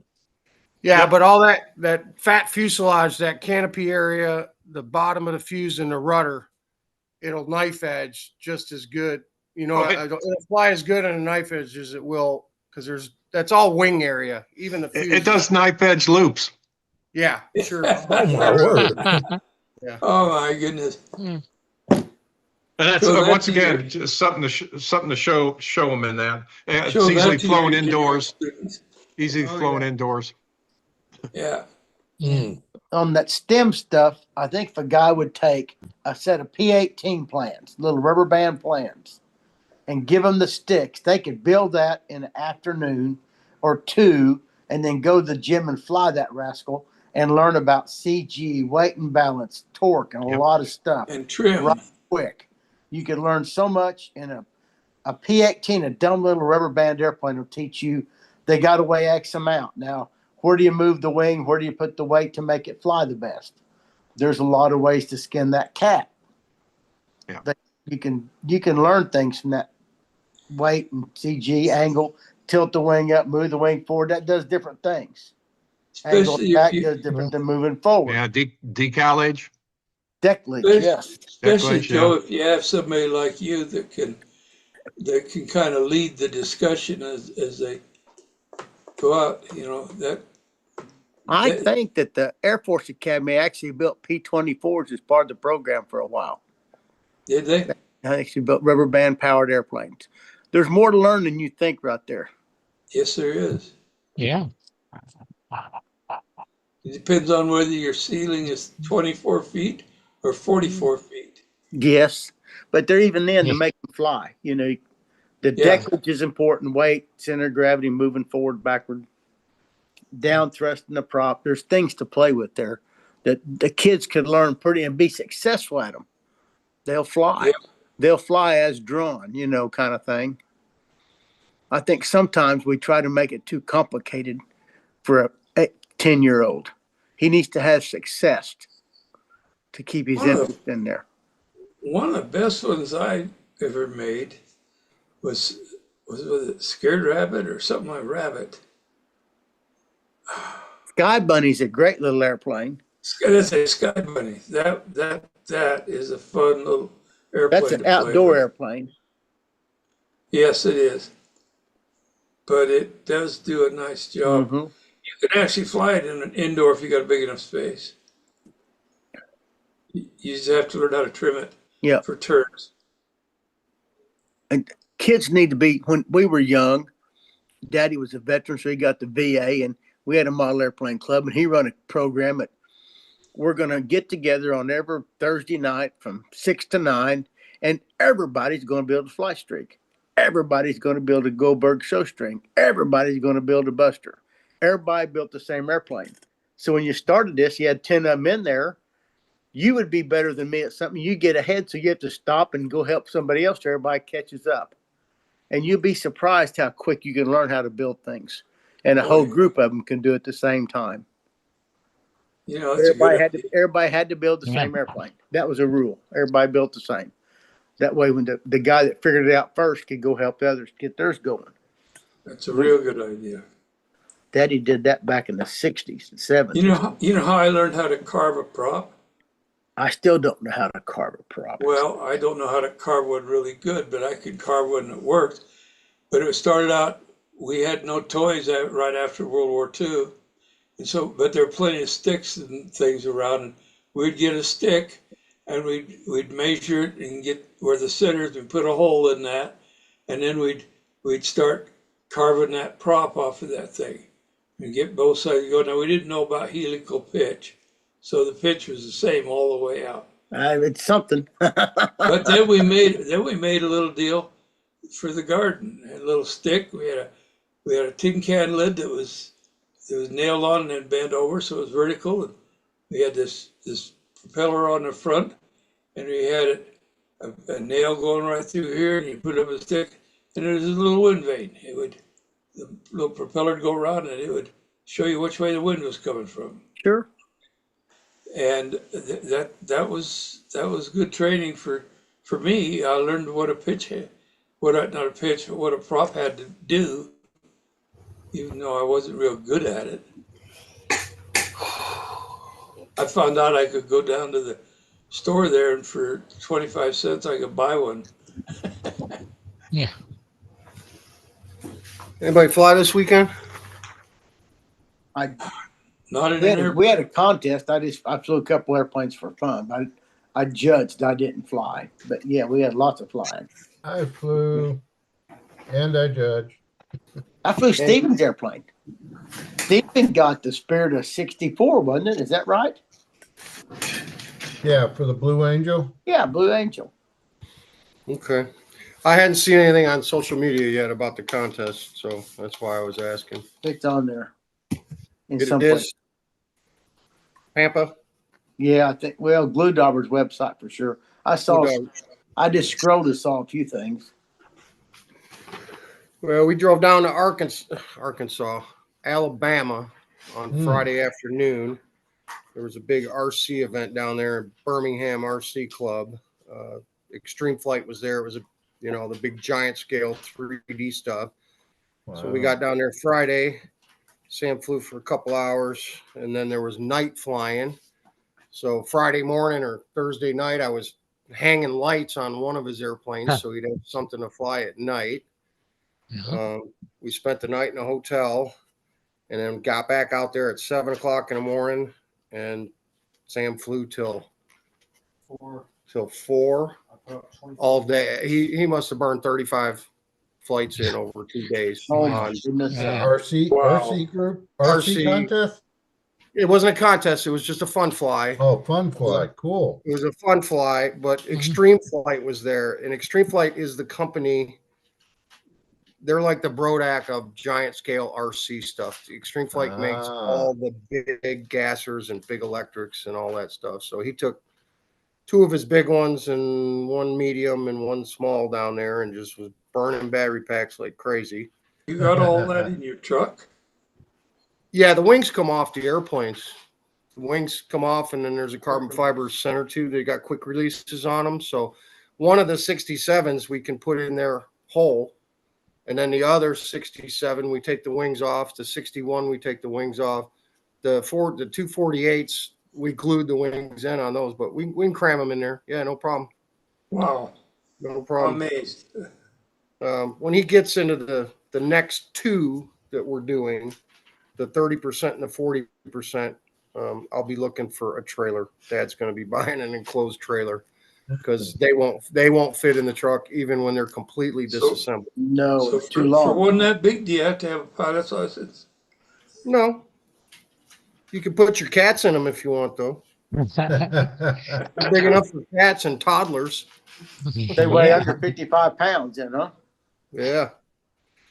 But yeah, and then we skedaddled back Saturday afternoon. We went to a concert Saturday night.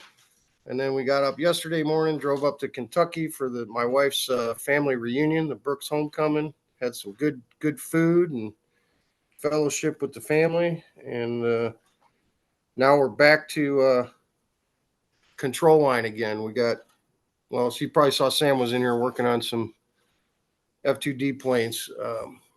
I was out putting up Halloween decorations and lights, but we got his coach is coming in on Friday morning. We got Dave Fisher coming in from Minnesota. Oh, cool. for the weekend. He'll be here till He's Monday. a good dude, man. You'll He's enjoy him. Great dude. And we're going to fly F2D Friday, Saturday, Sunday. 3 days of combat for Sam coaching. I got to go out. I'm going to make sure the field is good. I'm going to mow the field on Thursday, paint a center circle, and then the weather looks just perfect for the entire weekend. It's fall here, so like 78, 80 degrees, no rain in the forecast. We ought to be able to burn a couple gallons of fuel in 3 days, I think. So 3 ounces at a time or two? Two. That's a lot of flying. Yeah, Oh my Yeah. God, that's a lot of flying. Oh. 2 ounces for a practice match. You put 2.5 on for a real match. Do you? you know, Okay, but 2 at a time, that's still 64 flights. That's a lot of flying. Well, that's 32 flights per airplane.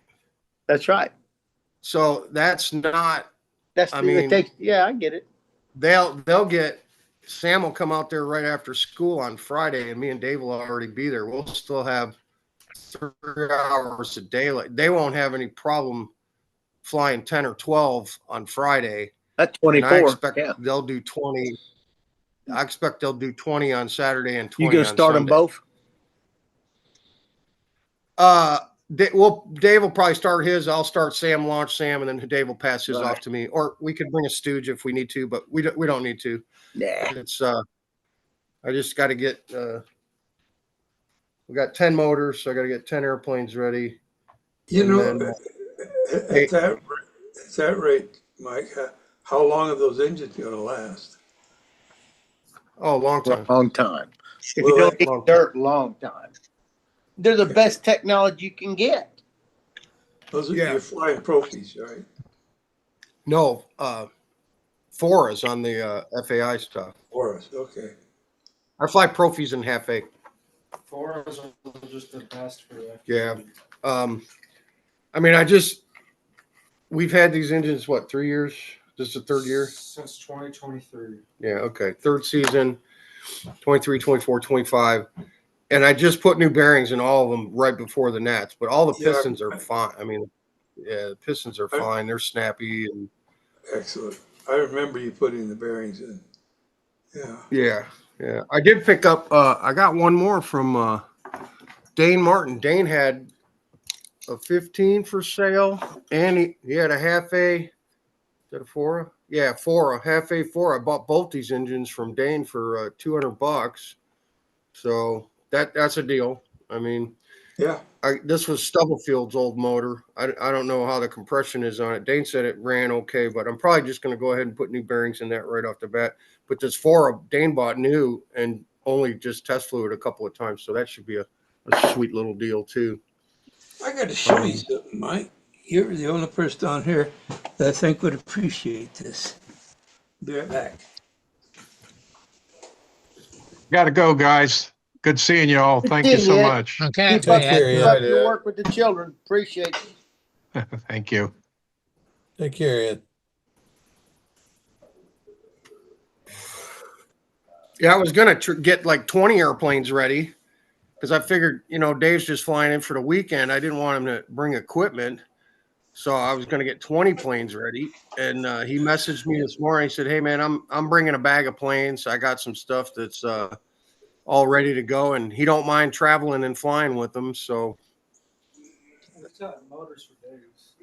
Tin Can Sailors, U.S. Navy, Destroyer Veterans. I don't qualify, man. I was on a frigate, man. Well, they're close enough. Close enough. Yeah. It's also for the 250th anniversary, too. Yeah, exactly. That's cool. I thought you'd appreciate it. At one point, frigates were bigger than destroyers, but now they're not. Well, I told you mine was actually built and commissioned as a DE, a destroyer escort is what it was called. It was DE 1037. And then the Navy reclassified destroyer escorts as frigates. Right. And yours is only 3 ships in your series, right? Two, okay. the Bronstein and the McCloy. And the McCloy went to Pakistan a long time ago, and my ship, I mean, when I say a long time ago, the McCloy went to Pakistan in like the late 70s. My ship went to the Mexican Navy in the 90s, and it's still Still active. serving. Oh, My, Still we, serving. my ship went to the Pakistan also. Did you have an anti-submarine helicopter on yours? We had a helo deck, but we didn't have a hangar. So we could Oh. land one, they could drop one off, but we didn't carry one with us because we didn't Gotcha. have the little hangar that the Knox class had and the Garcia Yeah. class had. So, Okay. but I was a number one nozzleman on the fire team for helo operations. So I got to stand out there on the helo deck with a fire hose in my hand and watch when the Chinooks would come in and drop off supplies and stuff. That was pretty cool. I got some pictures somewhere of a Chinook hovering over our deck, dropping stuff off. I'll have to dig those out. I got them somewhere. Yeah. Hey, Mike, Yeah. did you ever wear the proximity suit up on the flight deck when they get ready to launch the helicopters with a big CO2 bottle with a 5-foot horn on it? No, I wasn't that guy. I didn't have to wear the fire suit or none of that stuff. I was Yeah, just a number one nozzleman. yeah, that was one of my jobs to do that.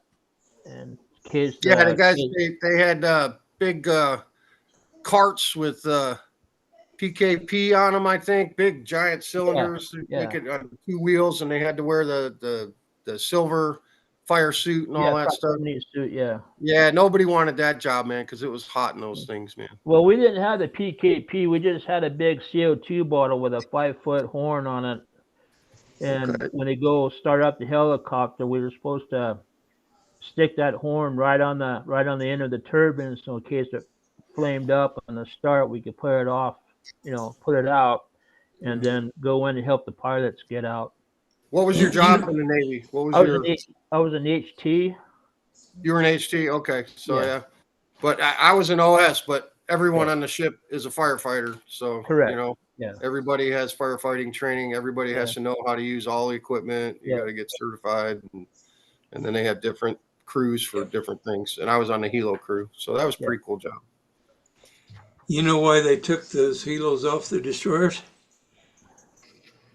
Why? My ship had something to do with it. After I left, though, I wasn't there, so I can't be blamed for it. They were doing a demo with a bunch of the high mucky mucks and big brass hatted guys and all that there, and we're cruising alongside the Bonnie Dick, the Bennington, not the Bonnie Dick, the Bennington, and they were right off the Bennington, about 500 feet between them, and they had that helo right between, showing its maneuverability, coming right up between the Bennington and our ship.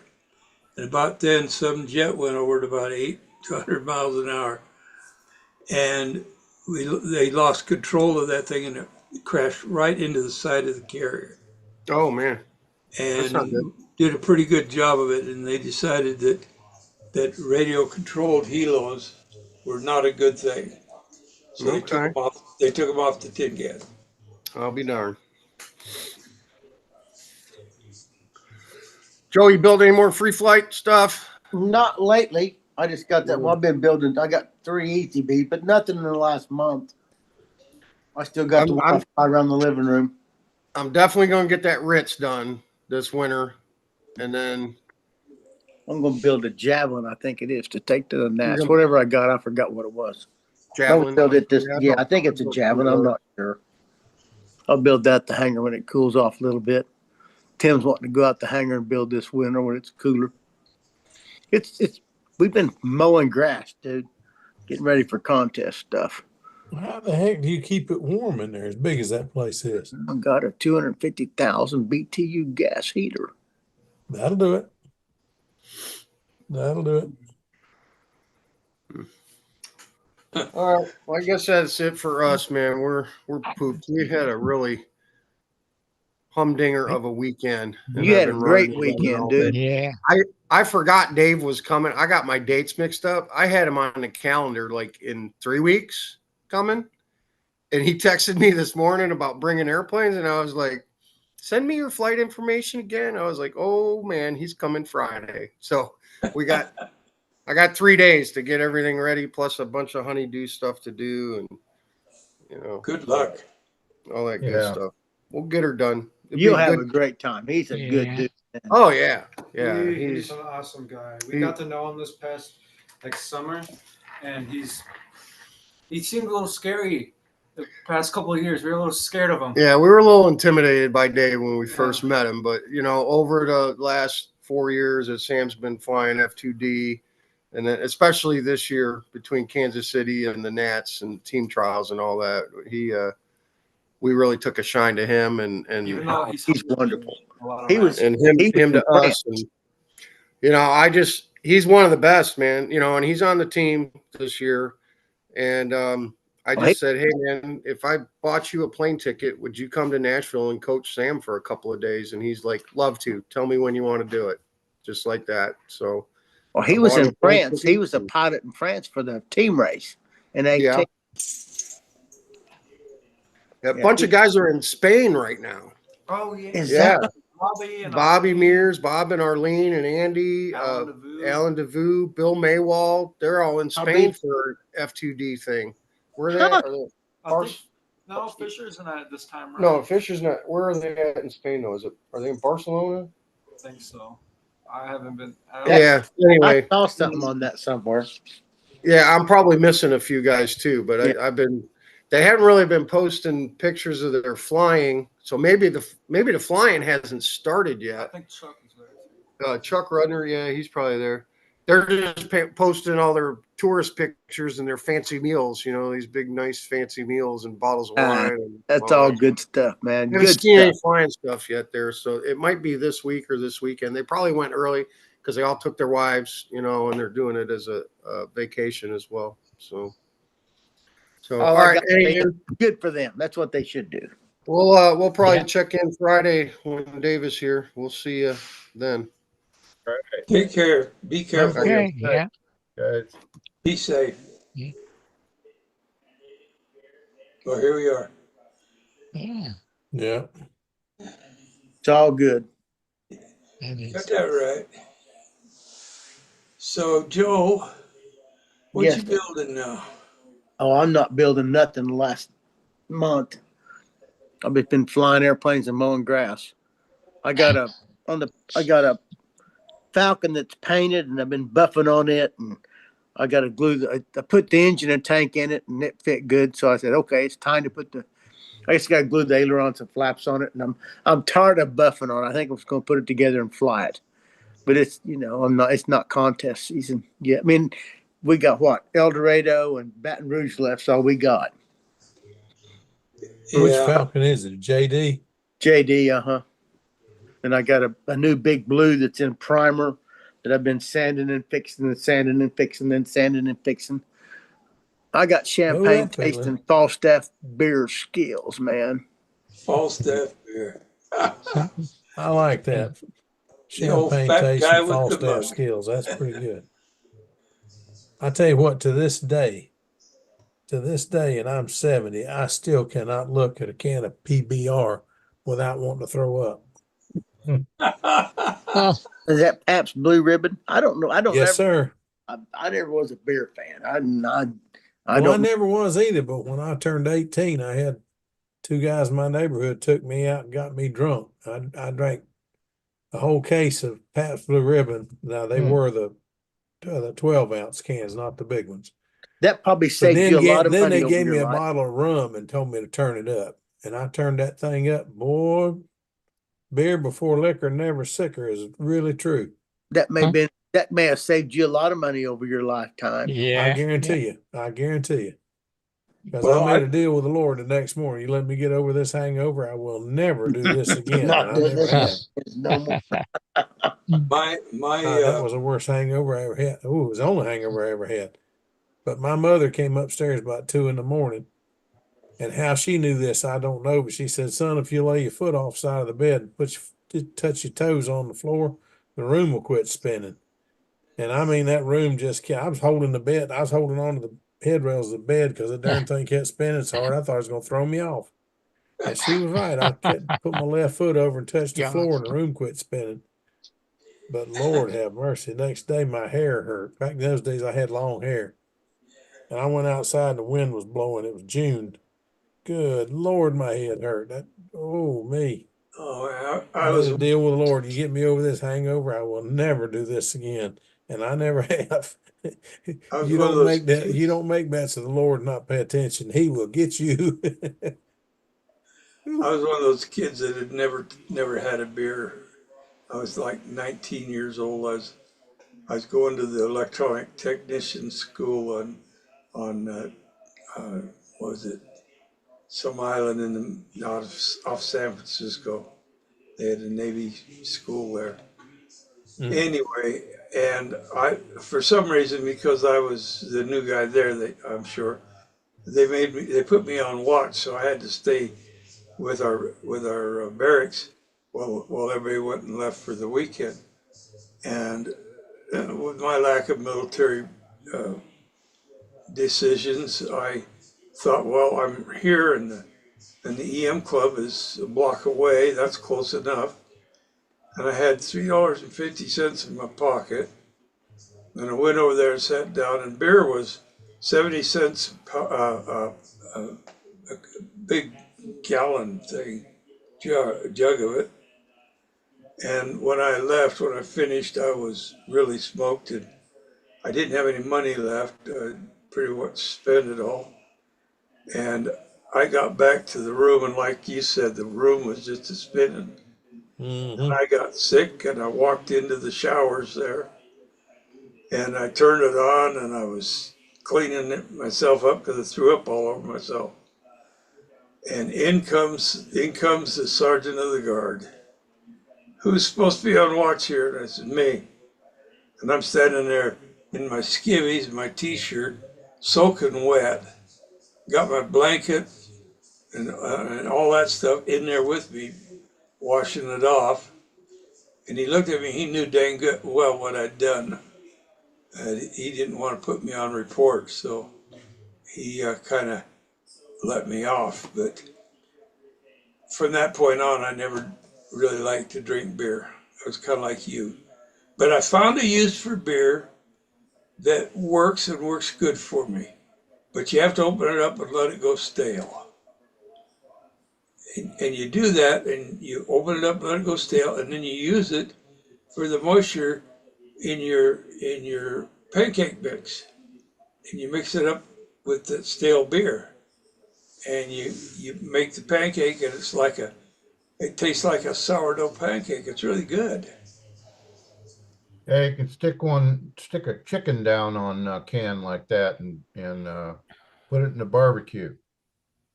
But is it got to have beer in it? Beer can chicken. Yeah, but is there beer in the can? Yeah. You open a can of beer, you put your raw chicken on top of it, put it on the barbecue pit. That's called beer can. I never could figure out how they packed a turducken. Oh God! No. They got to debone the smaller birds. It's an ordeal. Hey, John. Yeah. That island in San Francisco you're talking about, would that be Treasure Island? That was Treasure Island, yes. Yeah. They had the electronic technician school there. Yeah, that's where I went for my NBC training. So. Excellent. Hey, Joe. Yes, sir. What's that blue airplane thing hanging on the wall in your hangar? Was there a blue Nobler? The Nobler? Is that what it was? Yeah, that's I got that in 203 right here in this ribbon room. That's why I took the Tucson in 04. An airplane, I never killed it. Still hanging on the wall. I blew the wing off one time, but fixed it and then never flew it no more. You know, those old Noblers are amazingly decent flying airplanes. I learned a lot with the Nobler. Man, I trimmed it so much. That's the one I flew it so much that I wore the hole got oblong. Yeah. So I cut a hole in it, moved it up a notch, and retrimmed it. And I thought Well, the darn thing flies better now. Ain't that interesting? And Martin said, well, a lot of people, Joe, think they have too much flap. And I said, well, I'm one of them now. Oh yeah, well they went 50-50 a flap and elevator, and you only need about 20 to 24 degrees of flap and about 32 to 33 degrees of elevator on those things. Yeah, and you're only using 20 and 16 probably. Right, you don't even use that much, I don't think. Better plane. That's the first thing I got.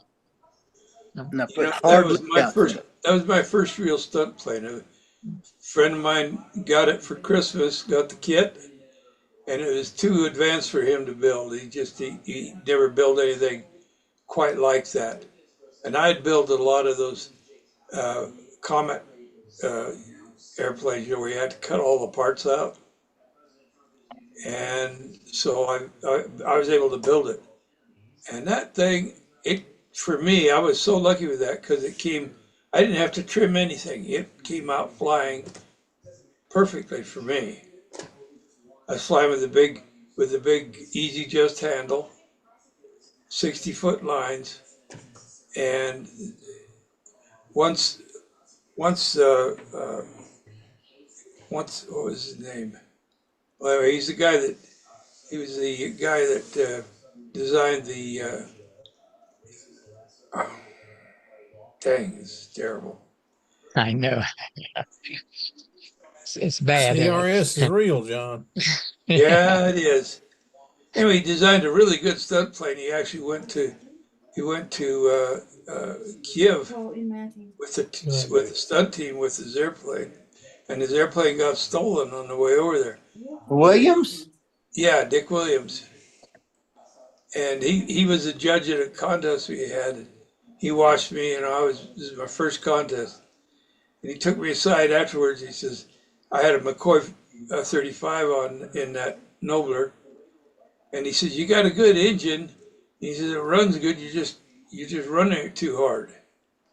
And he said, start it up. I started up. And he got in there. He had that thing down so rich, I didn't think I could taxi away from, when they let go of it. But it did. It taxied away slowly and pick up speed. And next thing I knew, it was in the air.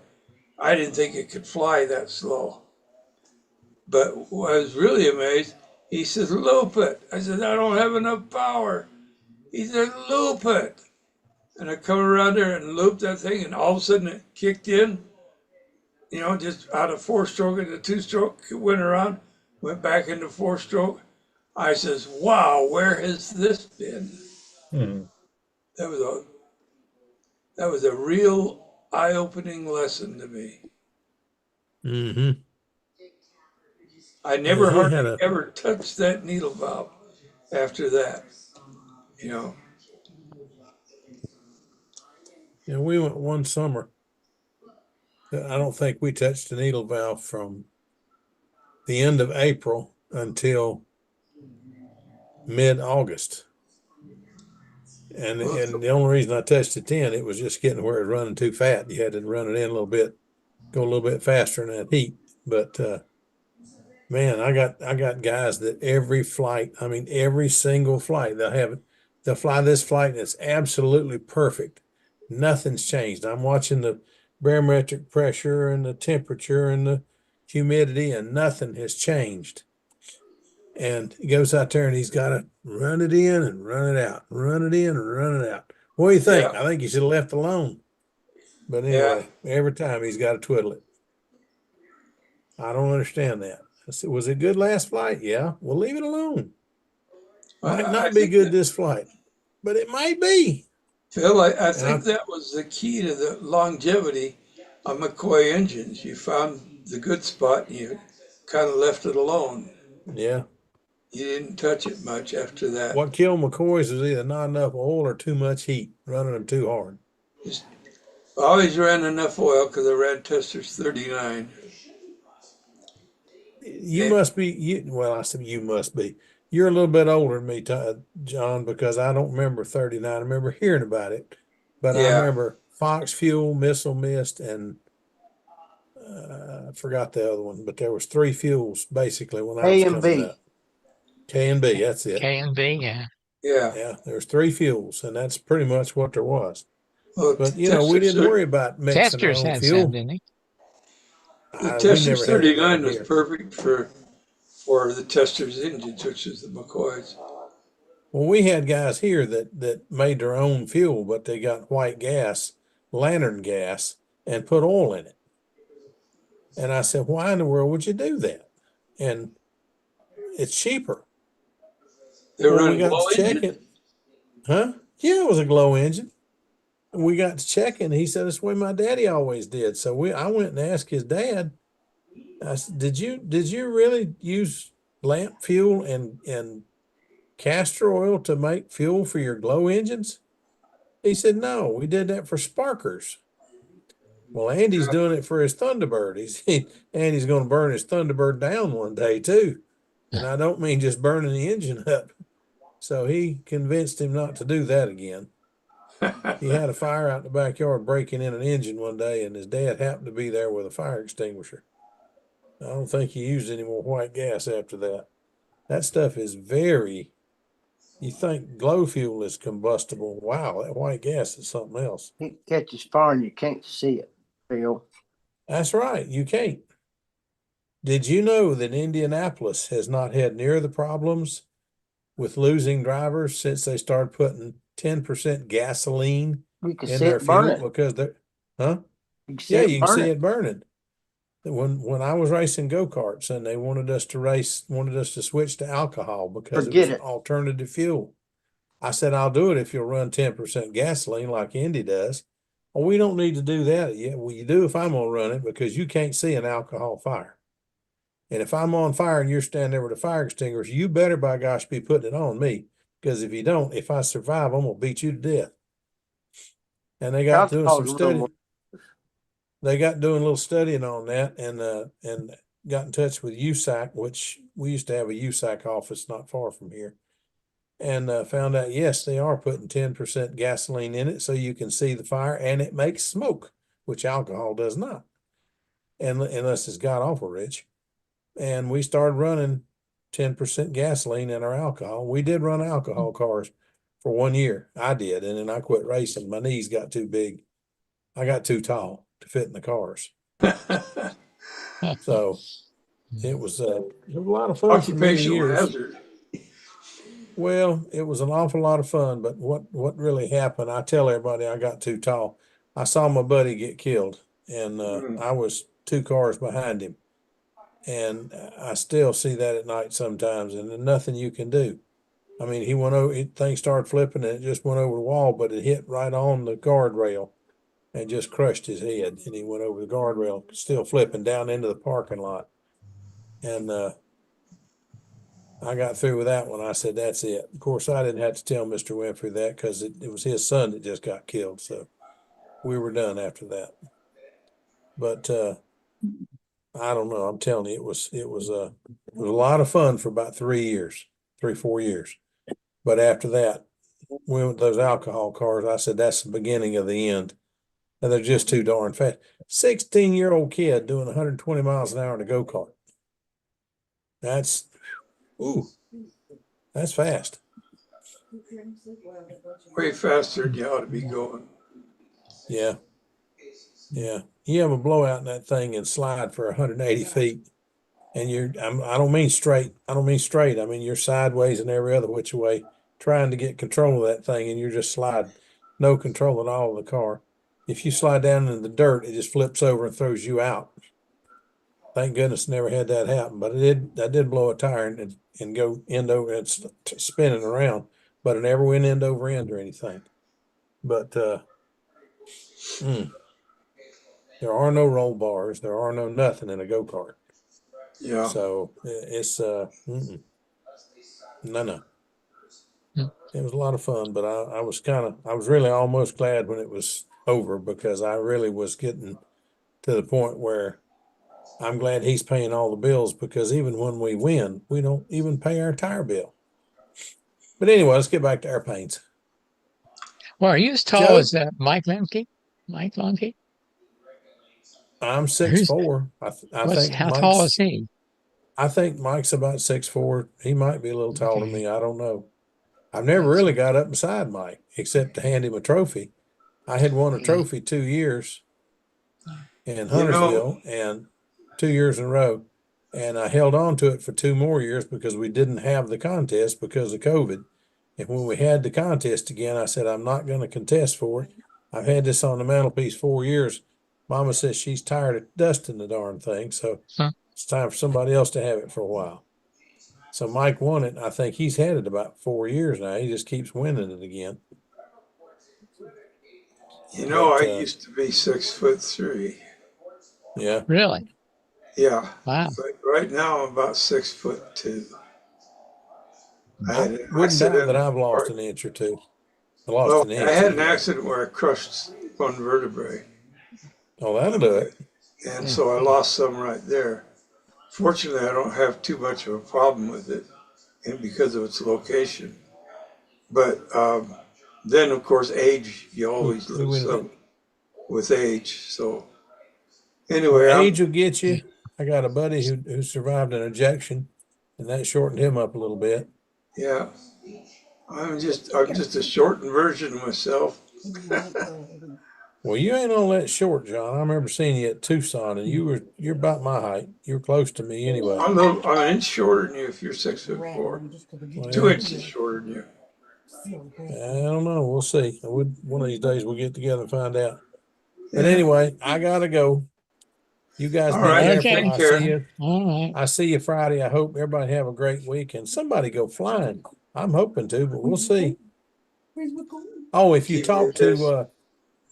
to Gordy, I forgot to talk to him when I was in here. I need to get that little piece from oh heck, I forgot his name.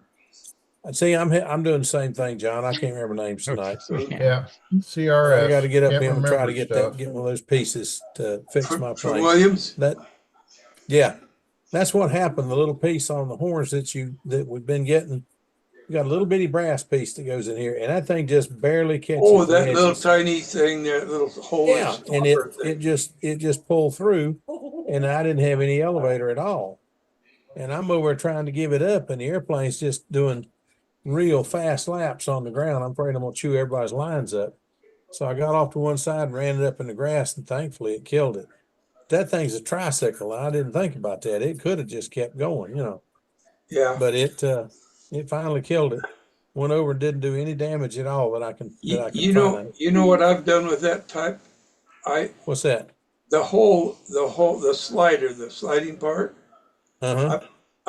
I use a ball joint back there.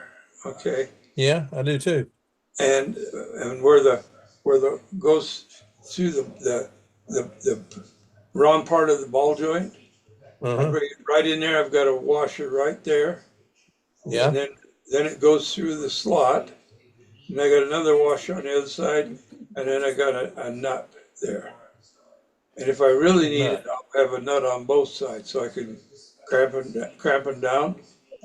And then that clamps me in that joint. And if I use the kind that have got the little insert in them so they're locking, I don't have to worry about them coming off. And what happens is the ball itself does all the movement. So I am not counting on it swiveling or moving in that joint at any point. Yeah.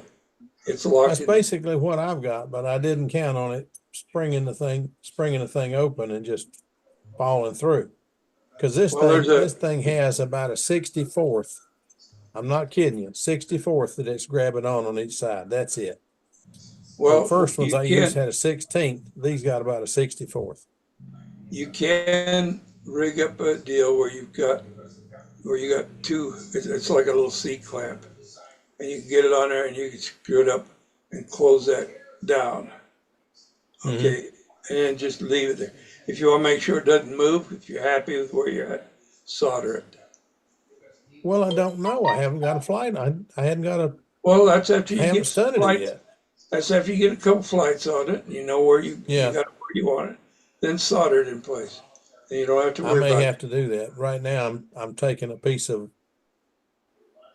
I've got a piece of aluminum, and I'm hoping to cut it where it's like this with a piece in the middle, and then this piece sticks up where it stick up between it, and the screw goes through here, so it can't spread because of these two pieces. Yeah. But that's the way that his piece was designed. So I was hoping to just get one from him, but I was playing You with don't one. have I his was going phone to take number? one off one of the ones I bought from him. And you drop that thing in my basement, you will not find it. I know the feeling. You don't have Brent's phone number? I've got it. I just got to call. I got to remember to call him sometime between 5 and 7 here, so that I can get 5 and 8 here. Well, 6 and 8 here, so I can get him. It seems like I'm always busy. Had a buddy need me to come up Pilot Mountain this afternoon and help him with a lawnmower. So I went up there and fixed his lawnmower for him. And now I've got tomorrow. I don't know. I'm taking a guy fishing in the morning. I'm not taking him fishing. I'm going fishing with him, so that he can get out. The only way he can go is if somebody goes with him. And I'm taking him, going fishing with him. He's my old fishing partner, but I haven't fished a tournament in 10 years now. But I got tired of not getting paid. So anyway, Well, if you get done in time, give him a call. Make yourself a note. You know. yeah, I'm gonna try to do that. I'm gonna set an alarm Put on my watch. tape it to your computer screen. I don't see the computer. I put an alarm on my phone and my watch. It'll There go you off go. and tell me, call Brent Williams. There you go. But I got to call him or get him to call me or something. And I got to order one of them little pieces, whatever the darn thing costs. Because I need two. I need one for my airplane and one for the piece that I lost. Yep. But it's just one of them things, John. Sometimes I do dumb things, and sometimes I really surprise myself. Anyway, you guys take it easy. Have a great week, and we'll see you Friday. I hope, Lord willing, we'll see you all Friday. Take care. Right. You too. Be careful. Yeah. I think I'm going to head out, guys, as well. Yeah, yeah. Y'all have a Okay. great Yeah. week and weekend coming up. See you Yeah. Friday. Hopefully it will go flying Wednesday or Thursday this week. I'll probably look forward to seeing you on Friday. Righty. All right. Take- Well, take Gary, care, I bud. think I'm Yeah. going to drop out too. So Yeah. All righty. I think we're going to end it, but it's up to you. Good night. Okay. Good night. Well, Carl, fair wind in Thailand.